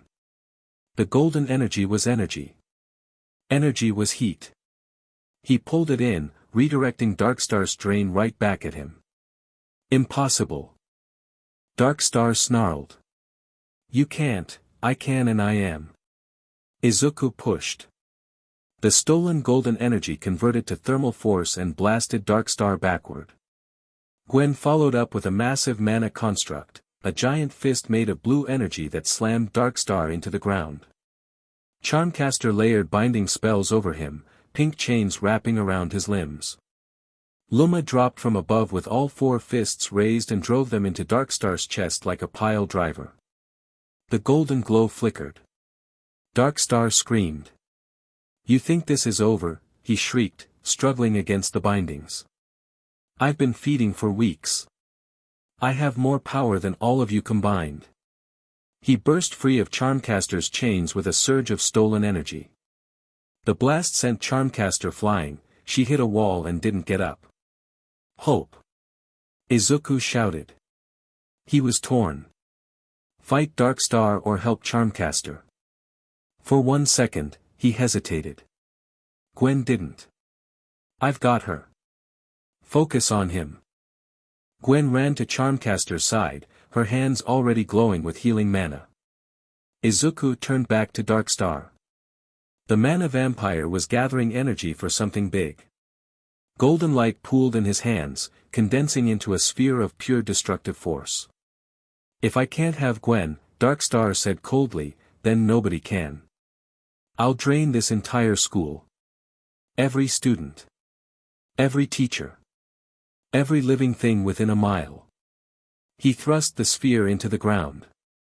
Golden cracks spread across the courtyard, the school, reaching outward in every direction. Izuku felt the drain intensify, students inside the building screaming as their quirk energy was pulled toward Darkstar. No time for strategy. No time for planning. Izuku transformed into his Kraho form and reached into the network of golden energy Darkstar had spread through the ground. He found the flow, the stolen life force of hundreds of students, and he grabbed it. Not to absorb it. To redirect it. He pushed the energy back. Forced it through the cracks in reverse. The golden light flickered, pulsed, and then retreated, flowing backward, returning to the students Darkstar had been draining. Darkstar felt it. His eyes went wide. "No, my power, you're giving it back. It was never yours to take." Izuku stood up. He was burning inside, literally, the Kraho body overloaded with redirected energy, glowing white-hot. He was in pain. Real, serious pain. But the students behind him were safe. He channeled everything he had, every joule of redirected energy, every ounce of his own determination, into a single thermal blast. The beam hit Darkstar dead center. Not golden energy. White energy. Pure thermal destruction, hotter than the surface of the sun, focused into a beam no wider than a fist. Darkstar's golden aura shattered. His perfect face twisted. His body crumpled. The golden glow died, and what was left was just a man, thin, pale, drained of everything he'd stolen. He collapsed. Izuku detransformed and fell to his knees. His arm was smoking. The Chaquetrix was making sounds he'd never heard before, stressed, overloaded. "Host Midoriya, you have exceeded safe energy throughput by 340%. Cellular damage detected. Please remain still. Is everyone okay?" Gwen was at his side. "Everyone's fine. You saved them. You pushed his drain back and saved everyone. Hope. Bruised ribs. She'll live. She's more pissed than hurt." Izuku looked across the courtyard. Students were peering out of windows. Teachers were rushing toward them. All Might stood at the edge of the courtyard, his expression unreadable. Luma was standing over Darkstar's unconscious body, one foot on his chest, arms crossed. "Pathetic," she declared. "He talked too much." Class 1A was gathered at the nearest windows. Izuku caught glimpses of their faces, Uraraka covering her mouth, Ida rigid with shock, Todoroki watching with narrowed eyes. And Bakugo. Just staring. His expression wasn't angry for once. It was something else. Something complicated. The aftermath was chaotic. Recovery Girl healed the worst of Izuku's cellular damage but lectured him extensively about energy throughput limits. Charmcaster had 3 cracked ribs and refused healing until Izuku was treated first, which was the most affectionate thing she'd done since arriving. Darkstar was contained, properly this time. Nizu personally designed the containment cell, incorporating anti-mana shielding that Gwen specified. The golden mana vampire wasn't getting out again. But before they took him away, Darkstar said something that kept Izuku awake that night. "You think I'm the threat? I'm nothing. I'm a mosquito compared to what's coming." His golden eyes, dim and hollow now, fixed on the Chaquetrix. That signal it sent when it activated? Something heard it. Something big. And it's already on its way. What signal? Izuku demanded. Ask your AI. Ask it about the Nalgian frequency. Izuku looked at the Chaquetrix. Arya? Silence. For the first time since bonding, Arya didn't respond immediately. Then, I will explain. But not here. Not now. When we are private. That had never happened before. Arya hedging. Arya being evasive. Izuku's gut twisted. That night, alone on the roof of UA's newly assigned dormitory building, Nizu had fast-tracked the dorm system after the campus attack. Izuku sat under the stars and asked Arya to talk. When the Chaquetrix activated and bonded with you, it sent a resonance pulse across all dimensional frequencies. This was unavoidable, a function of the activation sequence that creator Asmara could not disable. What did the pulse do? It announced, in essence, that the Chaquetrix had found a viable host and that the breeding protocol was active. This announcement was designed to attract compatible partners, which it did, drawing Gwen Tennyson and Hope of Legerdemain through dimensional barriers. But it attracted other things too. Yes. The resonance pulse travels at transdimensional frequencies. It would have been detected by any entity sensitive to such signals. Including, the Nalgians. Who are the Nalgians? Fifth-dimensional beings. They exist outside normal spacetime. They are the originators of the genetic template that the Chaquetrix's breeding matrix is based on. In essence, Asmara did not invent the breeding protocol.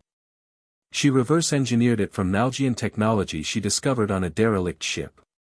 Izuku felt cold. You're saying the breeding protocol is alien technology from a fifth-dimensional species? Yes. And that species now knows I'm using their technology? Yes. Are they friendly? Long pause. The Nalgians do not have a concept of friendship. They view lower-dimensional beings as experiments. Research subjects. The breeding protocol was, from their perspective, a genetic diversification program designed to produce novel hybrid organisms for study and potential harvesting. Harvesting. They want to harvest the children. The offspring. Not specifically. They want to harvest the genetic data.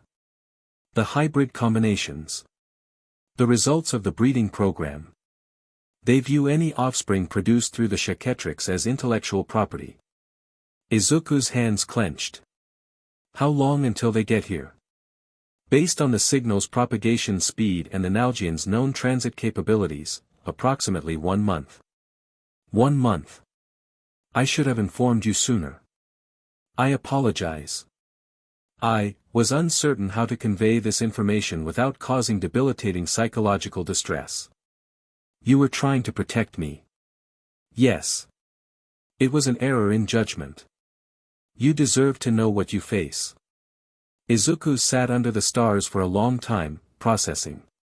An alien species that existed outside normal reality was coming to claim his bonds, his family, as property. As an experiment they owned. He felt the bonds in his chest. Gwen, warm and steady. Luma, fierce and burning. Hope, quiet and growing. Arya. Yes, host Midoriya. What happens if I refuse to let them take anything? Unknown. No one has refused the Nalgians before. Then I'll be the first. He stood up. Behind him, footsteps. He turned. Hope. She was standing in the doorway to the roof, hugging herself against the cold. She looked uncertain, which was rare for someone who usually radiated confidence or hostility. "I heard everything," she said. "These walls are thin." "How much?" "Enough. Fifth-dimensional aliens want to harvest us. I won't let that happen." "I know." She walked toward him. Stopped close enough to touch. "That's why I'm here." "Hope, shut up and let me talk." She took a breath. "I've spent my whole life being used. My uncle used me. Legerdemain used me. Every person who ever claimed to care about me had an angle. And now there's an entire species that apparently sees me as breeding stock for their experiments. I'll stop them, I know you will. That's the point." She grabbed his shirt. "You're the first person who's ever fought for me without wanting something in return. You gave me a home without conditions. You treated me like a person when everyone else saw a villain." She pulled him close. Pressed her forehead to his. "I'm done being afraid," she whispered. "I'm done waiting for you to disappear. I choose this. I choose you." She kissed him. It wasn't soft or tentative like Gwen's first kiss. It was fierce, desperate, full of everything Hope had been holding back for weeks. Fear and anger and loneliness and a fragile, terrifying hope that maybe this time things wouldn't fall apart. The Chaquetrix pulsed hard enough to light up the entire rooftop. Bond formation confirmed, Hope of Legerdemain. Bond locked. Full resonance achieved. Izuku felt it snap into place, different from Gwen's warmth, different from Luma's fire. Hope's bond was like lightning. Bright and sharp and electric, crackling with raw power and raw vulnerability. He held her tighter. "I'm not going anywhere," he said. "You better not." She pulled back, eyes wet but fierce. "Because I will literally raise you from the dead to yell at you if you die." Gwen said the same thing. "Then you're doubly warned." She kissed him again. Softer this time. Realer. Below them, through the bond, Izuku felt Gwen's awareness, not jealousy, but warmth. Acceptance. Relief that Hope had finally let herself be loved.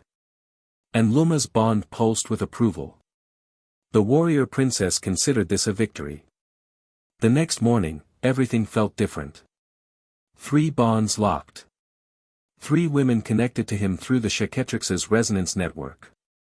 Izuku could feel all of them constantly, a background awareness of their emotions, their locations, their states of being. Gwen was in the lab, already working. Focused, engaged, happy. Luma was in the training room, sparring against reinforced dummies that Nizu had custom-ordered after she destroyed the regular ones. Content, purposeful, at home. Hope was beside him, still asleep, curled up on the roof where they'd fallen asleep talking. Peaceful. For maybe the first time in her life. He let her sleep. At breakfast in the dorm cafeteria, Izuku sat with his classmates for the first time. Uraraka, Ida, Azui, Todoroki, a table that had somehow become his without him noticing. Deku. Uraraka waved him over. "We saved you a seat. Also, there's a 7-foot red woman in the kitchen arm wrestling Sato and I think she's winning." "She is definitely winning," Ida confirmed. She challenged him when he said his quirk made him the strongest in the school. "He is currently losing badly." Izuku sighed fondly. "That's Luma. She does that." "She's one of yours, right?" Azui asked bluntly. "The women who helped fight that golden villain? Everyone's been talking about it." "She's part of my team, yeah." "Your harem, you mean," Azui said. "Karo." Izuku choked on his rice. Todoroki, silent until now, spoke. "The device on your arm. It's not a quirk." "No. It's not." "What is it?" Izuku considered his answer. Todoroki was watching him with mismatched eyes, one gray, one turquoise, and there was genuine curiosity there, not hostility. It's called the Chaquetrix. It's alien technology. It lets me transform into different species. Alien technology. Todoroki processed this without visible emotion. And the women? They came from other dimensions. The Chaquetrix's activation pulled them here. And they fight with you because we're bonded. The Chaquetrix creates connections between compatible people. Real connections, emotional, not artificial. Todoroki nodded slowly. My father created a marriage specifically to breed a powerful child. He viewed my mother as a tool for producing the perfect quirk combination. The table went quiet. What the Chaquetrix does, Todoroki continued, is it like that? No. Izuku said it immediately, firmly. The bonds are consensual. They're based on genuine compatibility and real feelings. Nobody is being used. Nobody is a tool. Todoroki studied him for a long moment. Then something in his expression shifted, just slightly, just enough. Good, he said. That's good. He went back to eating. Izuku exhaled. Things settled into a rhythm. Classes during the day. Training in the evening, both standard hero training with Class 1A and specialized sessions with Gwen, Hope, and Luma. Research into the Nalgian threat at night, with Gwen leading the analysis and Hope providing magical perspective. The Nalgian timeline was their constant background worry. 1 month. Less now. The dimensional anomalies were increasing, brief gravity fluctuations, moments where the stars looked wrong, dreams that felt like being examined under a microscope. But life at UA continued. And it was good. Izuku found himself growing in ways he hadn't expected. The bonds amplified everything, not just his Chaquetrix abilities, but his emotional range, his confidence, his presence. He walked differently. Spoke differently. Not arrogantly, just with the quiet assurance of someone who knew exactly who he was and what he could do. His classmates noticed. Kirishima started calling him bro, and inviting him to group training sessions. Yaoyorozu asked him about alien biology for her creation quirk research. Tokoyami wanted to discuss the nature of dark shadow in the context of interdimensional energy. Even Mineta left him alone, which was impressive given that Mineta left exactly nobody alone. And Bakugo. Bakugo was the most interesting change. He didn't explode. Didn't rage. Didn't corner Izuku in hallways or scream about surpassing him. Instead, he trained. Obsessively, furiously, pushing himself to limits that concerned even Aizawa.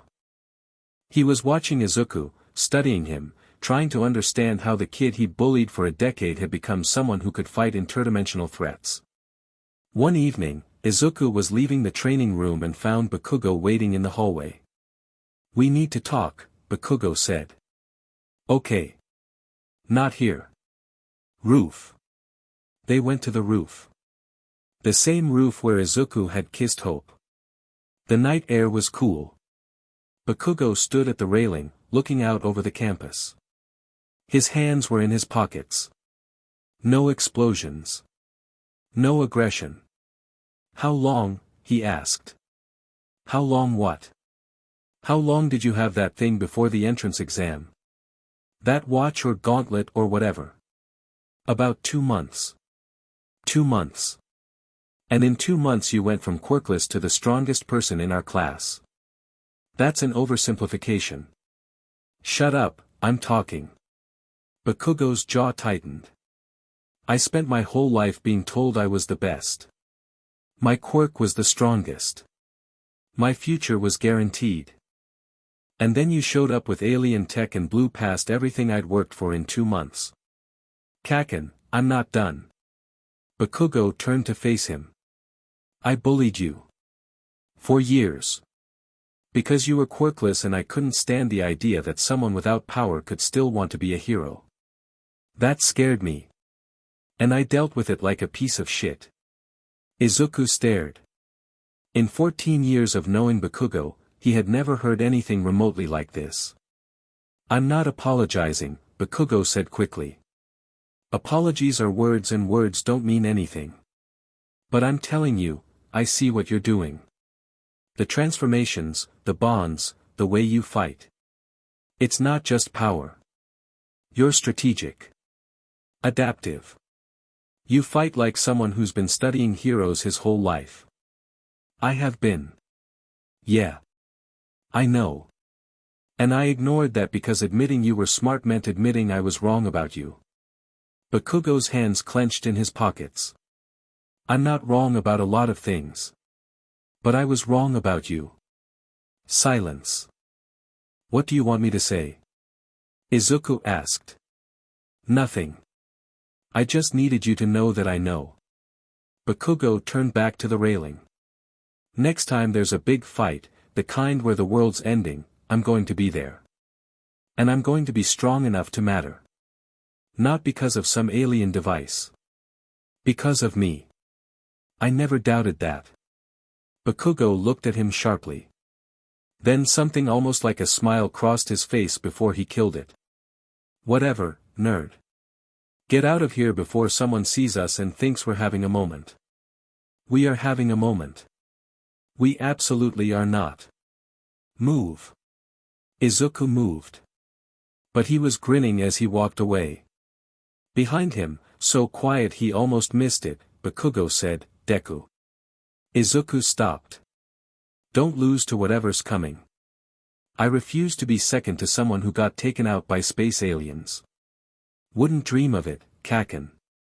3 weeks before the projected Nalgian arrival, the dimensional anomalies spiked. It started with the sky. During a morning training exercise with Class 1A, the clouds briefly showed a different set of stars. Not Japanese constellations. Not any constellations anyone recognized. Strange, geometric patterns that pulsed with faint light before the normal sky reasserted itself. Students noticed. Teachers noticed. Nizu noticed. The barriers between dimensions are weakening, Gwen explained during an emergency meeting in Nizu's office. Izuku, his bonds, Aizawa, All Might, and the principal were all present. The Nalgian entity is approaching, and its presence distorts local spacetime. How dangerous is this entity? Nizu asked, his beady eyes sharp. Extremely. Nalgians exist in 5 spatial dimensions. They can manipulate our 3-dimensional reality the same way we'd manipulate a flat drawing. They're not gods, but they might as well be. Can they be fought? All Might asked. Gwen hesitated. Theoretically. But conventional force wouldn't work. You'd need to engage them on a conceptual level, challenge their dimensional advantage somehow. The bonds, Izuku said. Everyone looked at him. Arya told me the bonds amplify my power. Every locked bond makes the Chaquetrix stronger. And the Nalgians built the breeding protocol, they designed it to generate this kind of energy. You want to use their own system against them, Nizu said. If the Chaquetrix was built on Nalgian technology, then maybe, at full resonance, it can interact with Nalgian-level phenomena. Fight fire with fire. That's a significant assumption, Aizawa said. It's the best plan we've got. Silence around the table. I'll continue researching, Gwen said. There might be ways to boost the resonance output. Magical amplification, maybe. Hope and I have been working on mana integration with the Chaquetrix's systems. And I'll keep training, Izuku said. If I need to be stronger, then I'll be stronger. All Might put a hand on Izuku's shoulder. Young Midoriya. What you're carrying, this burden, it's immense.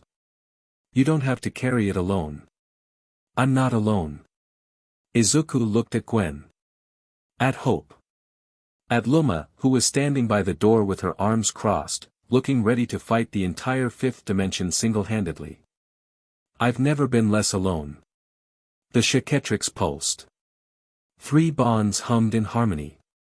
Whatever was coming, they'd face it together. 2 weeks before projected arrival, the Chaquetrix manifested another entity. Izuku was sparring with Luma, getting thrown through a reinforced wall, specifically, when the device overloaded again. Green light, energy surge, portal opening. Esther stepped through.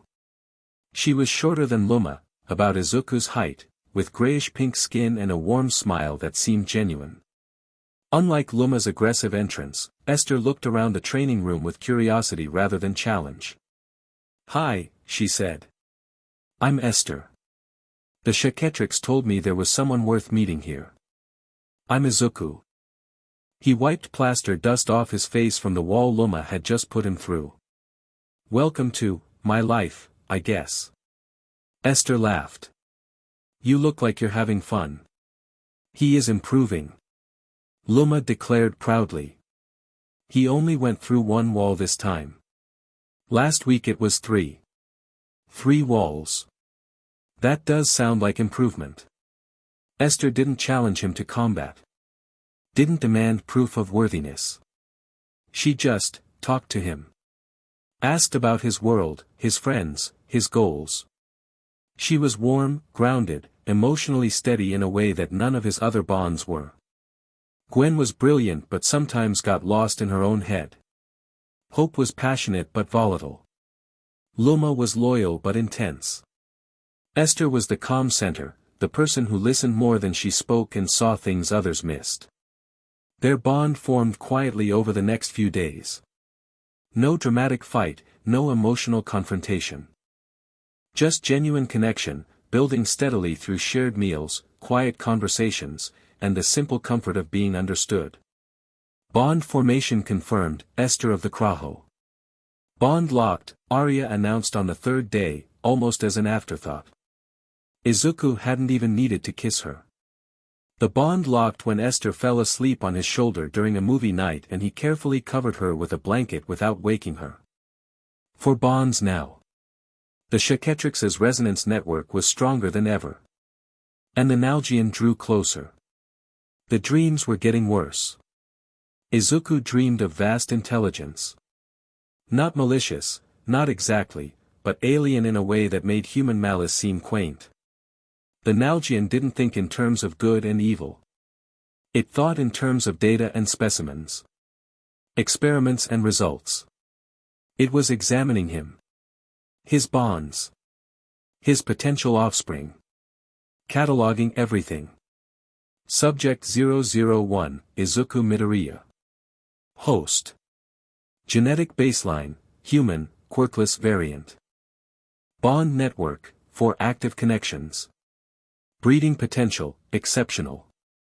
Projected offspring viability, 97.3%. Note, subject displays anomalous emotional investment in bond partners. This deviates from standard breeding host behavior. Monitor. Izuku woke up gasping, drenched in sweat. Hope was beside him, she'd started sleeping in his room after the bond locked, along with Gwen. Luma slept on the floor by the door, guard position, she insisted, and Esther had a nest of blankets by the window. Another dream? Hope asked, already awake. She was a light sleeper. Yeah. It's getting closer. I can feel it examining us. Like we're slides under a microscope. I know. Hope's hand found his in the dark. I can feel it too. Through the bond. Are you scared? I've been scared my whole life. I'm used to it. She squeezed his hand. But I'm angry too. And anger is more useful than fear. Gwen stirred on his other side. Stop having emotional moments without me, she mumbled. I'm part of this bond network too. Sorry. Don't be sorry. Be ready. Gwen sat up, already switching into analytical mode despite being half asleep. I've been thinking about the resonance amplification. If we can push the bond network to full synchronization during the confrontation, all 4 bonds resonating at maximum simultaneously, the energy output might be enough to interact with Nalgian-level phenomena. Might. It's quantum mechanics applied to emotional bonds across dimensional barriers. Might is the best anyone can offer. She put her hand over his and Hope's. But I believe in the math. And I believe in us. Luma's voice came from the floor. If mathematics fails, I will simply punch the fifth-dimensional entity. That's not how dimensions work, Luma. Everything can be punched if you are determined enough. Esther giggled from her blanket nest. Izuku lay back down, surrounded by 4 women who'd chosen him. Not because of the Chaquetrix. Not because of some cosmic breeding program. Because he'd earned their trust, their respect, and their love through his own actions. Whatever the Nalgian brought, it would face all of them. Together. Chapter 3, Convergence. The morning started with an explosion. Izuku was in the middle of breakfast. Esther had made something she called Kraho comfort food, which was surprisingly delicious despite looking like orange paste, when the entire dormitory shook. Windows rattled. Alarms blared. Students screamed. That came from the main campus, Gwen said, already on her feet. Izuku was moving before she finished the sentence. He hit the Chaquetrix on instinct, going kineceleran, and blurred out of the building at speeds that made the hallway light streak into lines. The front gates of UA were gone. Not damaged. Gone. Replaced by a swirling mass of purple-black energy that was vomiting villains into the courtyard by the dozen. Izuku recognized the portal immediately, warp quirk, similar to what he'd read about in villain reports. But the scale was wrong. This wasn't one warp gate. This was dozens, layered on top of each other, creating a tunnel that stretched somewhere far away and was dumping an army onto UA's front lawn. The League of Villains had arrived. And they'd brought everyone. Izuku skidded to a stop at the edge of the courtyard, taking in the chaos. Nomu, multiple Nomu, at least 6 of them, were engaging the pro-heroes who'd responded first. Villains with varied quirks were spreading across the campus, some heading for the main building, others circling toward the dormitories. At the center of it all stood Shigaraki Tamura. He looked different. His right hand was missing, the one Izuku had destroyed when Shigaraki touched the Chaquetrix, replaced by a mechanical prosthetic that gleamed with malice. His eyes found Izuku across the battlefield. "There you are," Shigaraki said, his voice carrying despite the distance. "The kid with the alien watch. The one who took my hand." "You shouldn't be here," Izuku said. "Shouldn't I?" Shigaraki spread his remaining hand wide. "This is the endgame, kid. Master wants that device. And what Master wants, Master gets. All for one." The name hung unspoken between them. "The Chaquetrix rejected you," Izuku said. "It'll reject him too. Maybe. Maybe not. But we're not here to bond with it." Shigaraki's smile was visible even beneath the hand covering his face. "We're here to cut it off. Along with the arm it's attached to." He snapped his mechanical fingers. 3 Nomu converged on Izuku's position. The fight was immediate and brutal. Nomu were engineered for combat, shock absorption, strength enhancement, regeneration. They were meant to fight all might and win. 3 of them at once should have been impossible. Should have been. Izuku went Tetramand and met the first Nomu head-on. 4 arms against 2, raw strength against engineered muscle. The impact cratered the ground beneath them. The Nomu pushed, Izuku pushed back. "DKU."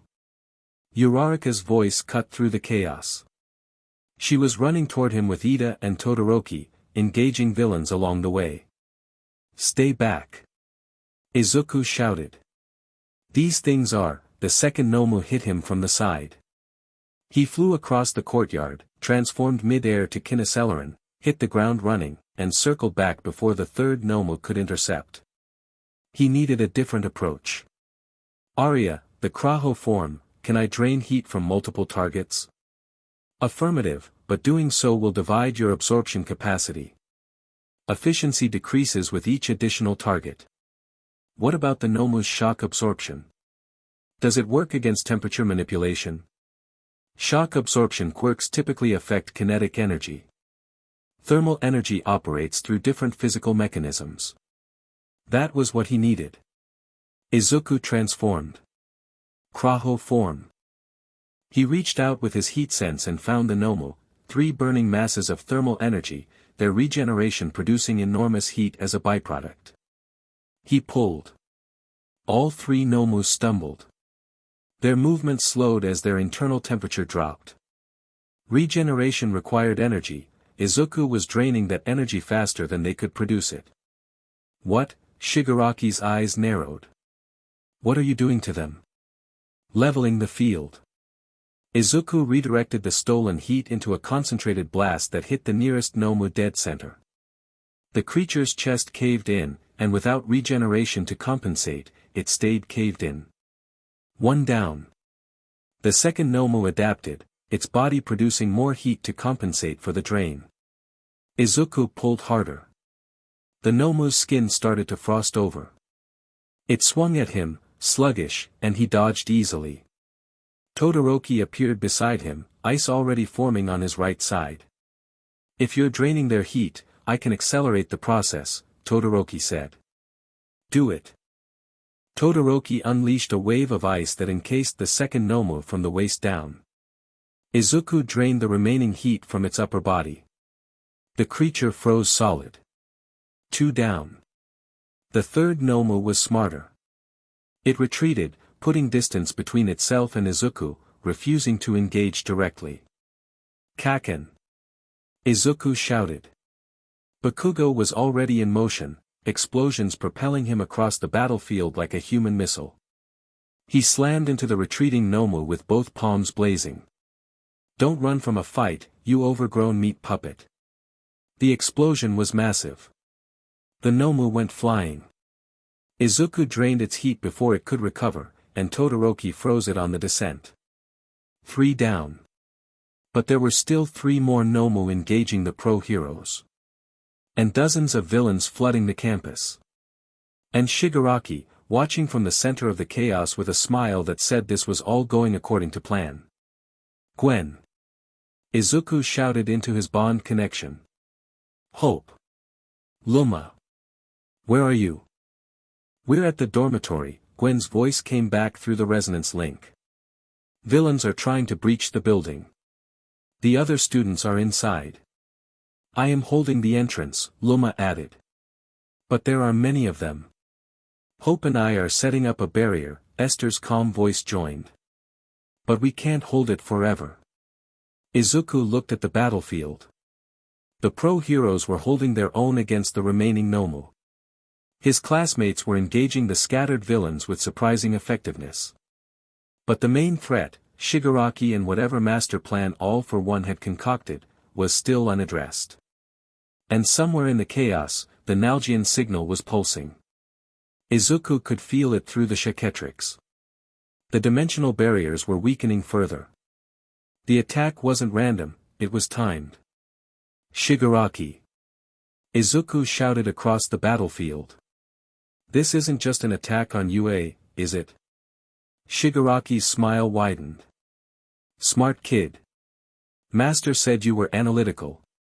What's the real plan? You'll see. In about, Shigaraki checked an imaginary watch on his missing hand, 3 minutes. The sky cracked. It wasn't like the previous anomalies, brief glitches that corrected themselves. This was a permanent fracture, a line of wrong light splitting the sky from horizon to horizon. Through the crack, Izuku could see something vast. Something watching. The Nalgian entity has begun manifestation, Arya announced. Dimensional barriers have been compromised. The League's attack appears to have been coordinated with the entity's arrival. All for One made a deal with a 5th-dimensional alien. Unknown. But the timing suggests cooperation. The crack widened. The vast presence behind it pushed closer. Izuku felt it examining the battlefield, cataloging the quirks, the chaos, the Chaquetrix, and most importantly, the bonds. Ah, a voice said directly into Izuku's mind. Not sound, pure information, translated by his brain into words. There you are. My favorite experiment. I'm not your experiment, Izuku said out loud. The heroes and villains around him paused, looking at him like he'd lost his mind. Only Izuku could hear the voice. You are, though. Every bond you've formed, every transformation you've undergone, every child you might eventually produce, all of it is my design. Asmara was a clever thief, but she stole from me. The Chaquetrix is mine. You are mine. And I've come to collect. Try it. Laughter. Not cruel, genuinely amused. Like a scientist watching a bacterium attempt to resist a microscope. You're spirited.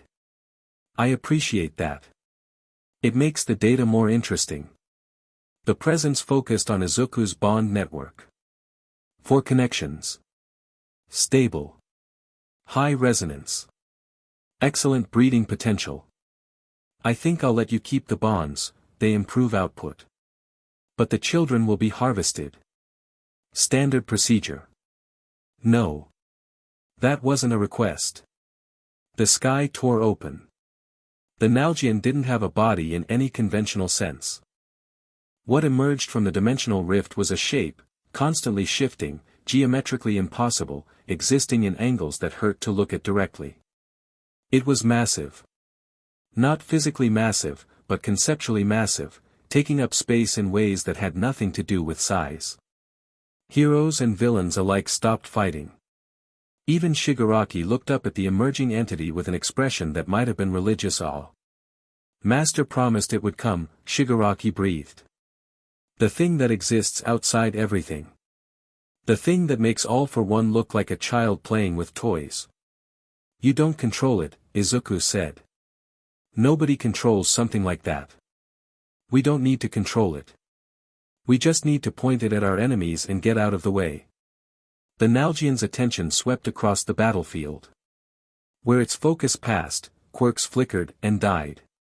Pro-heroes collapsed, their powers suddenly gone. Villains screamed as their abilities vanished without warning.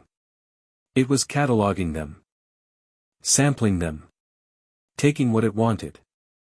Interesting specimens, the voice mused. The quirk phenomenon is a novel mutation. Genetic drift combined with environmental factors. I'll harvest a selection for further study. Stop! Izuku shouted. Why? They're not connected to you. They're not part of the experiment. They're just background noise. The entity's attention returned to Izuku. Now. Shall we discuss terms? There are no terms. You're not taking anyone. Child, I'm not asking permission. I'm offering you a choice. Submit to the harvesting protocol willingly, and I'll make the process painless. Your bonds will be preserved. Your children will be well cared for in my facilities. Resist, and I'll simply take what I want anyway, but the extraction will be unpleasant. Izuku felt his bonds pulsing. Gwen, Hope, Luma, Esther, all of them could feel the conversation through the resonance network. All of them were sending the same message. Fight. Here's my counteroffer, Izuku said. Leave. Now. And I won't tear you apart. The Nalgian laughed again. Tear me apart? With what? I exist in 5 dimensions. You can barely perceive 4. You're threatening to punch water because it's wet. Maybe. But the Chaquetrix was built on your technology. The breeding protocol is your design. Which means the resonance network operates on the same dimensional frequency you do. The laughter stopped. What are you suggesting? I'm suggesting that you built a weapon and handed it to someone who doesn't agree with your definition of property. Izuku reached into his bonds. Not physically, mentally, emotionally, through the Chaquetrix's resonance matrix. He found Gwen's thread and pulled it close. Hope's thread. Luma's thread. Esther's thread. 4 connections, humming with energy, synchronized through shared purpose. This is the part where we fight back, Gwen's voice said through the link. I've been waiting for this, Hope added. Finally, a worthy battle, Luma roared. "We've got you," Esther said simply. Izuku felt the bonds lock into perfect synchronization. The Chaquetrix blazed green, brighter than it had ever glowed before. Energy poured through the resonance network, amplifying exponentially as it passed through each connection. "What?" the Nalgian's voice carried surprise for the first time. "That's not possible. The resonance output is exceeding theoretical maximums." "That's because your theory was wrong," Izuku said. "You designed the bonds as breeding tools. But they're not tools. They're relationships. And relationships built on genuine love don't have theoretical maximums." The energy peaked. Izuku transformed. It wasn't like any transformation before. Green light exploded outward, washing across the entire battlefield. Heroes and villains shielded their eyes. The dimensional rift rippled. Izuku's body changed, but not into any single alien form. Elements of everything blended together. Tetraman strength. Kineceleran speed. Petrosapian durability. Pyronite flame. Kraho heat manipulation. And something else, something new, something that came from the bonds themselves. Gwen's mana sense, amplified through his transformation. Hope's magical intuition, merged with his consciousness. Luma's warrior's instincts, sharpening his combat awareness. Esther's emotional grounding, stabilizing the overwhelming power. He wasn't just Izuku anymore. He was all of them. Together. "Resonance overdrive active," Arya announced. "Transformation state, unprecedented. Dimensional interaction capability, confirmed." The Nalgian recoiled.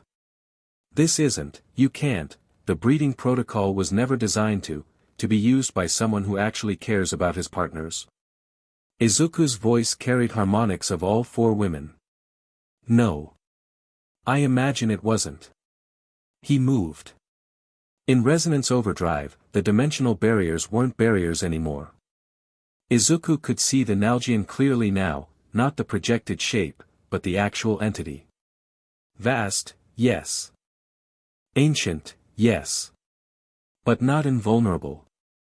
He reached across dimensions and grabbed it. "What are you?" Izuku pulled. The Nalgian came tumbling out of its five-dimensional safety, dragged into three-dimensional space by sheer force of resonance energy. It screamed, a sound that existed in frequencies most humans couldn't hear, but Izuku heard it clearly. It sounded like fear. "You wanted to harvest us," Izuku said, holding the thrashing entity in a grip of combined transformation power. "You wanted to take our children. Treat us like experiments. Property. I am billions of years old. I have harvested 10,000 species. You are nothing, I'm the bearer of your own technology, turned against you by the bonds you designed." Izuku's grip tightened. "And I'm telling you, no. Not us. Not ever." He didn't destroy the Nalgian. That might not even be possible, and even if it was, the consequences were unpredictable. Instead, he did something more personal. He rewrote the connection. The Chaquetrix's resonance network was built on Nalgian code. Izuku reached into that code, guided by Gwen's analytical mind and Hope's magical intuition, and he changed it. The Nalgian's ownership protocols, the parts of its consciousness that defined the Chaquetrix and its bearers as property, were severed. Cut away. Deleted. "No. You can't, that's not anymore." The Nalgian's presence diminished. Not destroyed, just disconnected. It could no longer sense the Chaquetrix. Could no longer track the bonds. Could no longer claim any ownership over Izuku or his partners or any children they might have. It was still vast. Still ancient. Still powerful beyond human comprehension. But it no longer had any claim on Izuku's family. "Leave," Izuku said. "And don't come back." The Nalgian's presence retreated through the dimensional rift. Not willingly, it raged and screamed the entire way, but it had no choice. Without its connection to the Chaquetrix, it couldn't interact with this dimension effectively. The sky began to heal. Izuku's resonance overdrive faded. He collapsed to his knees, exhausted beyond anything he'd ever experienced. The transformation had burned through energy reserves he didn't know he had. But he was still conscious. Still alive. Still bonded. Host Midoriya, Arya said, her voice carrying something that might have been wonder. You have successfully severed the Nalgian connection. The Chaquetrix's ownership protocols have been rewritten. You are no longer registered as an experiment. Your bonds are no longer registered as breeding subjects. Any offspring will be classified as independent entities. Good, Izuku managed. That's good. Around the battlefield, the effects of the Nalgian's retreat were immediate. Quirks returned to the heroes and villains who'd lost them. The dimensional rift sealed. Normal light returned to the sky. And Shigaraki was screaming. No. Master promised. He said the entity would destroy them all. He said, your master made a deal with something he didn't understand, Izuku said, forcing himself back to his feet. And now his ace in the hole is gone. Shigaraki's face twisted with rage. This isn't over. Even without the entity, I'll still, no, All Might said. The number one hero had been fighting Nomu throughout the battle, but now he stood directly in Shigaraki's path. Even in his diminished form, his presence was undeniable. Your invasion has failed, All Might continued. Your Nomu are defeated. Your villain allies are being captured. And your dimensional ally has been banished. It's over, Shigaraki Tamura. It's not over until I say it's over. Shigaraki lunged at All Might with his remaining hand, decay spreading from his palm. Izuku moved. Even exhausted, even depleted, the Chaquetrix responded. Not a full transformation, just a partial one. His arm became Tetraman dense, and he intercepted Shigaraki's hand before it could touch All Might. The decay spread across his transformed arm. It hurt, God, it hurt, but the Tetraman density slowed the effect. Before it could reach living tissue, Izuku grabbed Shigaraki's wrist with his other hand and twisted. Shigaraki screamed. His prosthetic hand shattered. His wrist broke. Stay down, Izuku said. He threw Shigaraki at Aizawa, who immediately activated his quirk, negating the decay before wrapping Shigaraki in his capture scarf. About time, Aizawa muttered. I was getting tired of watching you play hero. Isn't that literally what we're training for? Don't get smart with me, problem child. But there was something like approval in his voice. The aftermath took hours. Villains were captured, contained, processed. The three remaining Nomu were frozen solid by Todoroki and kept under constant guard until specialist containment could be arranged. Heroes from all over Japan arrived to help with cleanup and security. Izuku's bonds found him in the courtyard, surrounded by exhausted classmates who were still processing what they'd seen. Gwen reached him first. She grabbed his face with both hands and kissed him hard enough that several classmates made embarrassing sounds.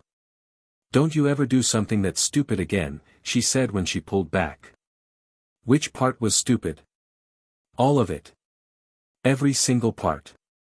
You fought a fifth-dimensional entity with resonance energy and improvised dimensional hacking. It worked. That's not the point. Hope arrived next. She didn't kiss him, just grabbed his hand and held it tight enough that his fingers went numb. I felt everything, she said quietly. Through the bond. I felt you reach across dimensions and rewrite a cosmic entity's source code. Was it cool? It was terrifying. She squeezed harder. But also yes. It was very cool. Luma pushed through the crowd, her presence parted students like water, and lifted Izuku off the ground in a crushing four-armed hug. Magnificent, she bellowed. You have defeated an enemy beyond mortal comprehension. Songs will be sung of this battle. Children will be named after you. Luma, Ribs, Your ribs are irrelevant compared to the glory of this victory. Esther was last, sliding through the gap Luma left when she finally set Izuku down. She didn't say anything dramatic. She just put her arms around him and held on, her natural warmth seeping into his exhausted body. "We're okay," she said. "All of us. We're okay." Yeah. Izuku felt the bonds humming, for connections, stronger than ever, settled into perfect harmony. "We're okay." Shigaraki was taken into maximum security custody. During processing, he revealed something that sent shockwaves through the hero community. All for One had been playing a long game. The League attack wasn't just about capturing Izuku, it was about forcing the Nalgian confrontation early. All for One had known about the approaching entity for weeks. He'd made contact through dimensional manipulation quirks he'd stolen over centuries. And he'd offered a deal, his assistance in breaching Earth's dimensional barriers in exchange for power from beyond. The deal had fallen through when Izuku severed the Nalgian's connection. All for One's long-term investment had evaporated in seconds. But the symbol of evil wasn't finished. Shigaraki's capture had bought time, not victory. All for One was still out there, still planning, still accumulating power. The next phase of the war was coming. "Let it come," Izuku said when the heroes briefed him on the situation. "I'll be ready." Life at UA continued. Changed, but continued. Class 1A knew about the Chaquetrix now, the entire school did, after the battle. Izuku's classmates had seen him transform through multiple forms, communicate telepathically with his bonds, and defeat a cosmic entity through the power of relationships. Reactions varied. Uraraka thought it was romantic in a weird, sci-fi kind of way. Ida had concerns about the ethical implications but acknowledged that Izuku's bond seemed genuinely healthy. Todoroki asked one direct question, "Are you happy?" And when Izuku said yes, accepted it without further comment. Bakugo's reaction was the most interesting. "So let me get this straight," he said during lunch, dropping into the seat across from Izuku. "Alien watch. Multiple hot girlfriends. Cosmic entities. And you're still trying to be a regular hero." "I'm not trying to be regular. I'm trying to be effective." "Same difference." Bakugo stabbed his food aggressively. "You know what pisses me off? Many things, historically. That you're actually doing it right. The alien harem thing. Most guys would be insufferable about it. You're just, you. Training, studying, improving. Like having 4 women bonded to your soul is just another responsibility to handle. It is a responsibility. They trust me. I can't let them down." Bakugo stared at him. "That's the difference, isn't it? Between us." "What difference?" "I always thought power was something you have. Something that makes you better than everyone else. But you think power is something you earn. Something that comes with obligations. Doesn't it?" Bakugo was quiet for a long moment. "Maybe," he said finally. "I'm still figuring it out." He went back to eating. Izuku didn't push. 1 month after the League attack, Nizu called Izuku to his office. "I have good news and complicated news," the principal said, his beady eyes gleaming. "Which would you prefer first?" "Good news. The Hero Commission has officially recognized your bonds as a legitimate hero support structure. Gwen, Hope, Luma, and Esther will receive provisional hero licenses and be allowed to assist you in field operations." "That's great. What's the complicated news?" Nizu's smile widened. "The Chaquetrix's dimensional pulse attracted more than the Nalgian. My intelligence network has detected arrivals. Beings from other realities drawn to this dimension by the same resonance that brought your current bonds." Izuku felt the Chaquetrix pulse in response to Nizu's words. "More bonds?" "Potentially. The Chaquetrix's breeding protocol identifies compatible individuals across dimensional barriers. Some of them may seek you out. Others may already be here, observing from a distance. Nizu's intelligence is accurate, Arya confirmed privately. I have detected additional compatible signatures within this dimension. Several match alien species in the transformation database. Others match unique variants not currently catalogued. How many? Unknown. The dimensional disturbance has made precise tracking difficult. Estimate, between 4 and 12 additional compatible entities. 12. Plus the 4 he already had. That's a lot of responsibility, Izuku said out loud. Indeed. Nizu's eyes sparkled. But I have faith in your ability to handle it. You've already demonstrated remarkable capacity for maintaining multiple meaningful relationships while pursuing your hero career. That's because I have help. My bonds aren't dependents, they're partners. And that, young Midoriya, is precisely why you'll succeed. Nizu hopped off his chair. I'll keep you informed of any confirmed arrivals. In the meantime, focus on your studies and your training. The world is changing, and you're at the center of that change. No pressure. Enormous pressure, actually. But I believe you'll handle it with your characteristic combination of analysis and heart. Izuku left Nizu's office with his mind spinning. More bonds. More connections. More responsibility. But also more family. More people who'd chosen to be part of his life. More strength to face whatever came next. He found his bonds waiting in the support lab, their usual meeting spot after classes. Gwen was working on dimensional stabilization equations. Hope was practicing a new spell formation. Luma was lifting something that looked like it weighed several tons. Esther was making tea. Nizu just told me there might be more compatible people coming, Izuku said. They all paused. More bonds? Gwen asked. Potentially. The Chaquetrix signal attracted attention from across dimensions. How many? Anywhere from 4 to 12, according to Arya. Silence. Then Luma laughed, a booming sound that shook the equipment. Excellent. More warriors to join our collective. More strength for our battles. More children to carry our legacy. We haven't even had any children yet, Luma. But we will. The breeding protocol exists for a reason. Hope rolled her eyes. She's not wrong, though. If more bonds means more power, and more power means we can protect ourselves and each other better. She shrugged. I'm not opposed. As long as they're actually compatible and not just drawn here by the signal. The Chaquetrix filters for genuine compatibility, Gwen said. It won't lock bonds with anyone who doesn't have real potential for connection. And Izuku has final say, Esther added. The bonds are his to accept or reject. Right? Right. Izuku looked at his 4 partners. But this affects all of us. I'm not adding anyone to this family without your input. Family. Hope's voice was soft. You keep calling us that. Because that's what we are. Not a harem. Not a breeding collective. A family.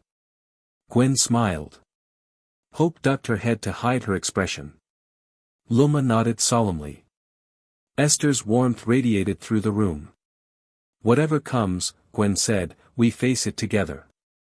Together, the others echoed. Izuku felt the bonds pulse in harmony. For connections, strong and stable and growing stronger every day. Whatever the future held, new bonds, new threats, new challenges, he wouldn't face it alone. He never had to be alone again. 6 months later. Izuku stood on the roof of UA's dormitory, looking out over the campus. The sun was setting, painting the sky in shades of orange and gold. Below, students were finishing evening training, their shouts and quirk activations carrying up through the air. So much had changed. He was a second year now. Class 1A, now 2A, had become his family in all the ways that mattered. Bakugo was still competitive, but the poison had drained from their rivalry.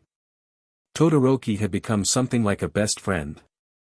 Uraraka, Ida, Azui, and the others were constants in his life.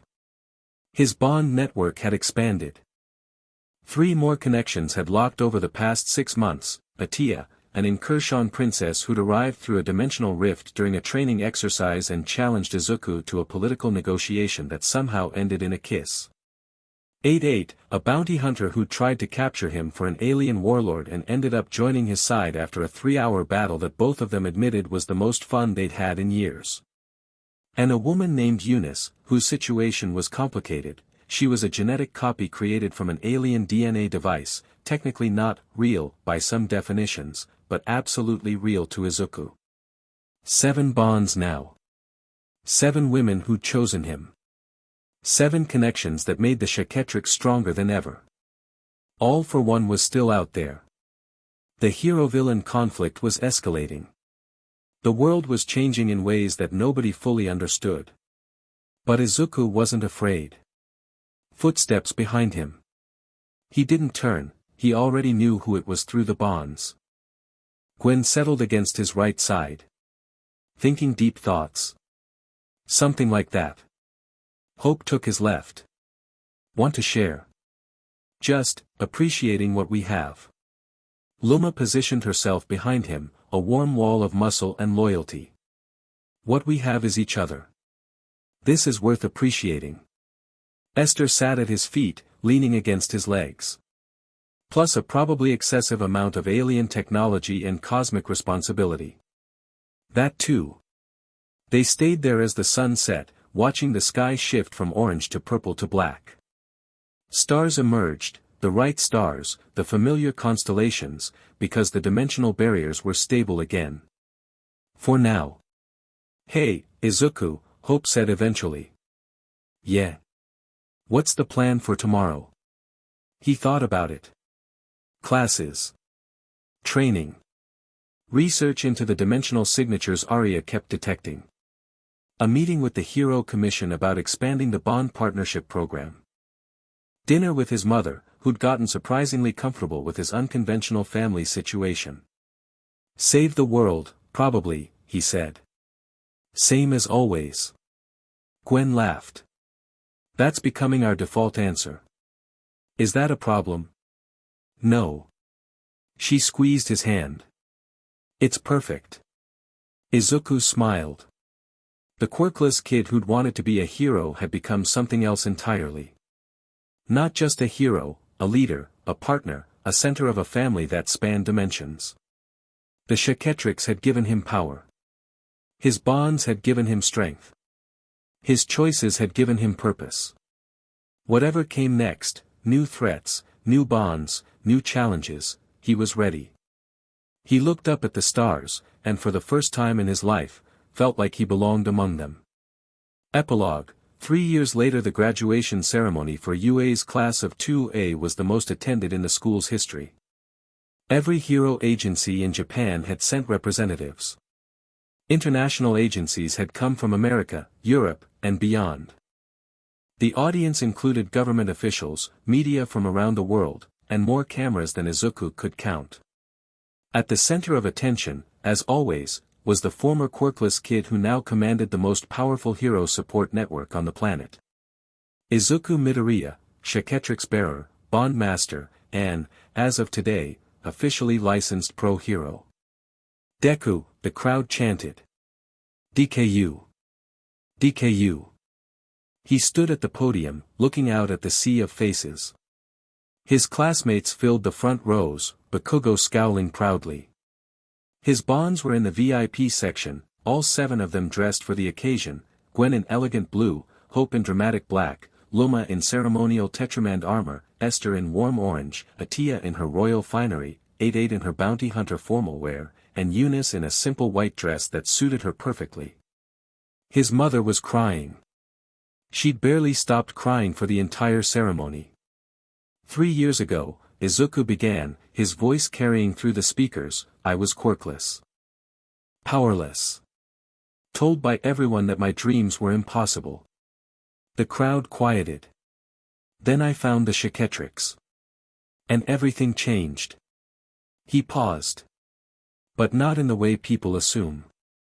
The Chaquetrix gave me transformations, strength, speed, abilities I never could have imagined. But it also gave me something more important. It gave me connections. Partners. A family. He looked at his bonds. I've learned that power doesn't come from what you can do alone. It comes from what you can do together. Every transformation I've mastered, every battle I've won, every person I've saved, none of it would have been possible without the people who believed in me. My bonds. My classmates. My teachers. My mother. Inko sobbed louder. So here's what I promise, as I officially become a pro-hero, I will never stop fighting for the people who fight alongside me. I will never stop growing stronger, not for myself, but for everyone who depends on me. And I will never, ever forget that the greatest power in the universe is the connections we choose to make. He raised his left arm. The Chaquetrix gleamed in the ceremony lights. My name is Izuku Midoriya. Hero name, Deku. And this is just the beginning. The crowd erupted. Later that night, Izuku stood on a balcony overlooking the city. Tokyo glittered below, a sea of light stretching to the horizon. Somewhere out there, villains were plotting. Dimensional rifts were fluctuating. The next crisis was always coming. But tonight, he had a moment to breathe. Arms wrapped around him from behind, multiple arms. Luma, still in her ceremonial armor. You spoke well, she said. A worthy speech for a worthy warrior. Thanks. I was nervous. Your nervousness was not visible. This is good. A leader must appear confident even when they are not. Gwen appeared at his right side, leaning against the railing. The agencies are fighting over you. Every major hero team wants Deku on their roster. I've already decided. I'm starting my own agency. Oh. With all of you. Bond-based hero work. Dimensional threat response. A family that saves the world together. Gwen smiled. I was hoping you'd say that. Hope materialized out of shadows on his left. I've already drawn up the business plan. We'll need a building, support staff, and about 16 different hero licenses for the specialized work we do. You've been planning this. Someone has to think ahead. You're too busy being inspiring. Esther's warmth announced her arrival before she spoke. I've been talking to the other bonds. Everyone's in. We do this together or not at all. Atia dropped from somewhere above, probably the roof, and landed in a crouch that was entirely unnecessary but very dramatic. My father will be furious that I'm staying on Earth. I can't wait. 8-8 stepped out of the shadows behind Atia, silent as always. She nodded once. Agreement. Eunice was last, joining the group with a soft smile. You know, when I first became aware, I wasn't sure I was a real person. Just a copy. A program. She looked at Izuku. You made me feel real. All of you did. You are real, Izuku said. Every one of you. 7 bonds. 7 women who'd chosen him. 7 partners who'd become family. The Chaquetrix pulsed, not with warning, but with contentment. The resonance network was stable, strong, and growing stronger every day. So, Hope said, what's the plan for tomorrow? Izuku grinned. Save the world. Build a family. Same as always. They stood together on the balcony, looking out at the city they'd sworn to protect. The sky was clear. The stars were bright. The future was uncertain. But whatever came next, they'd face it together. Always. The end. Thank you for watching this video. Please be sure to subscribe to our channel and like this video.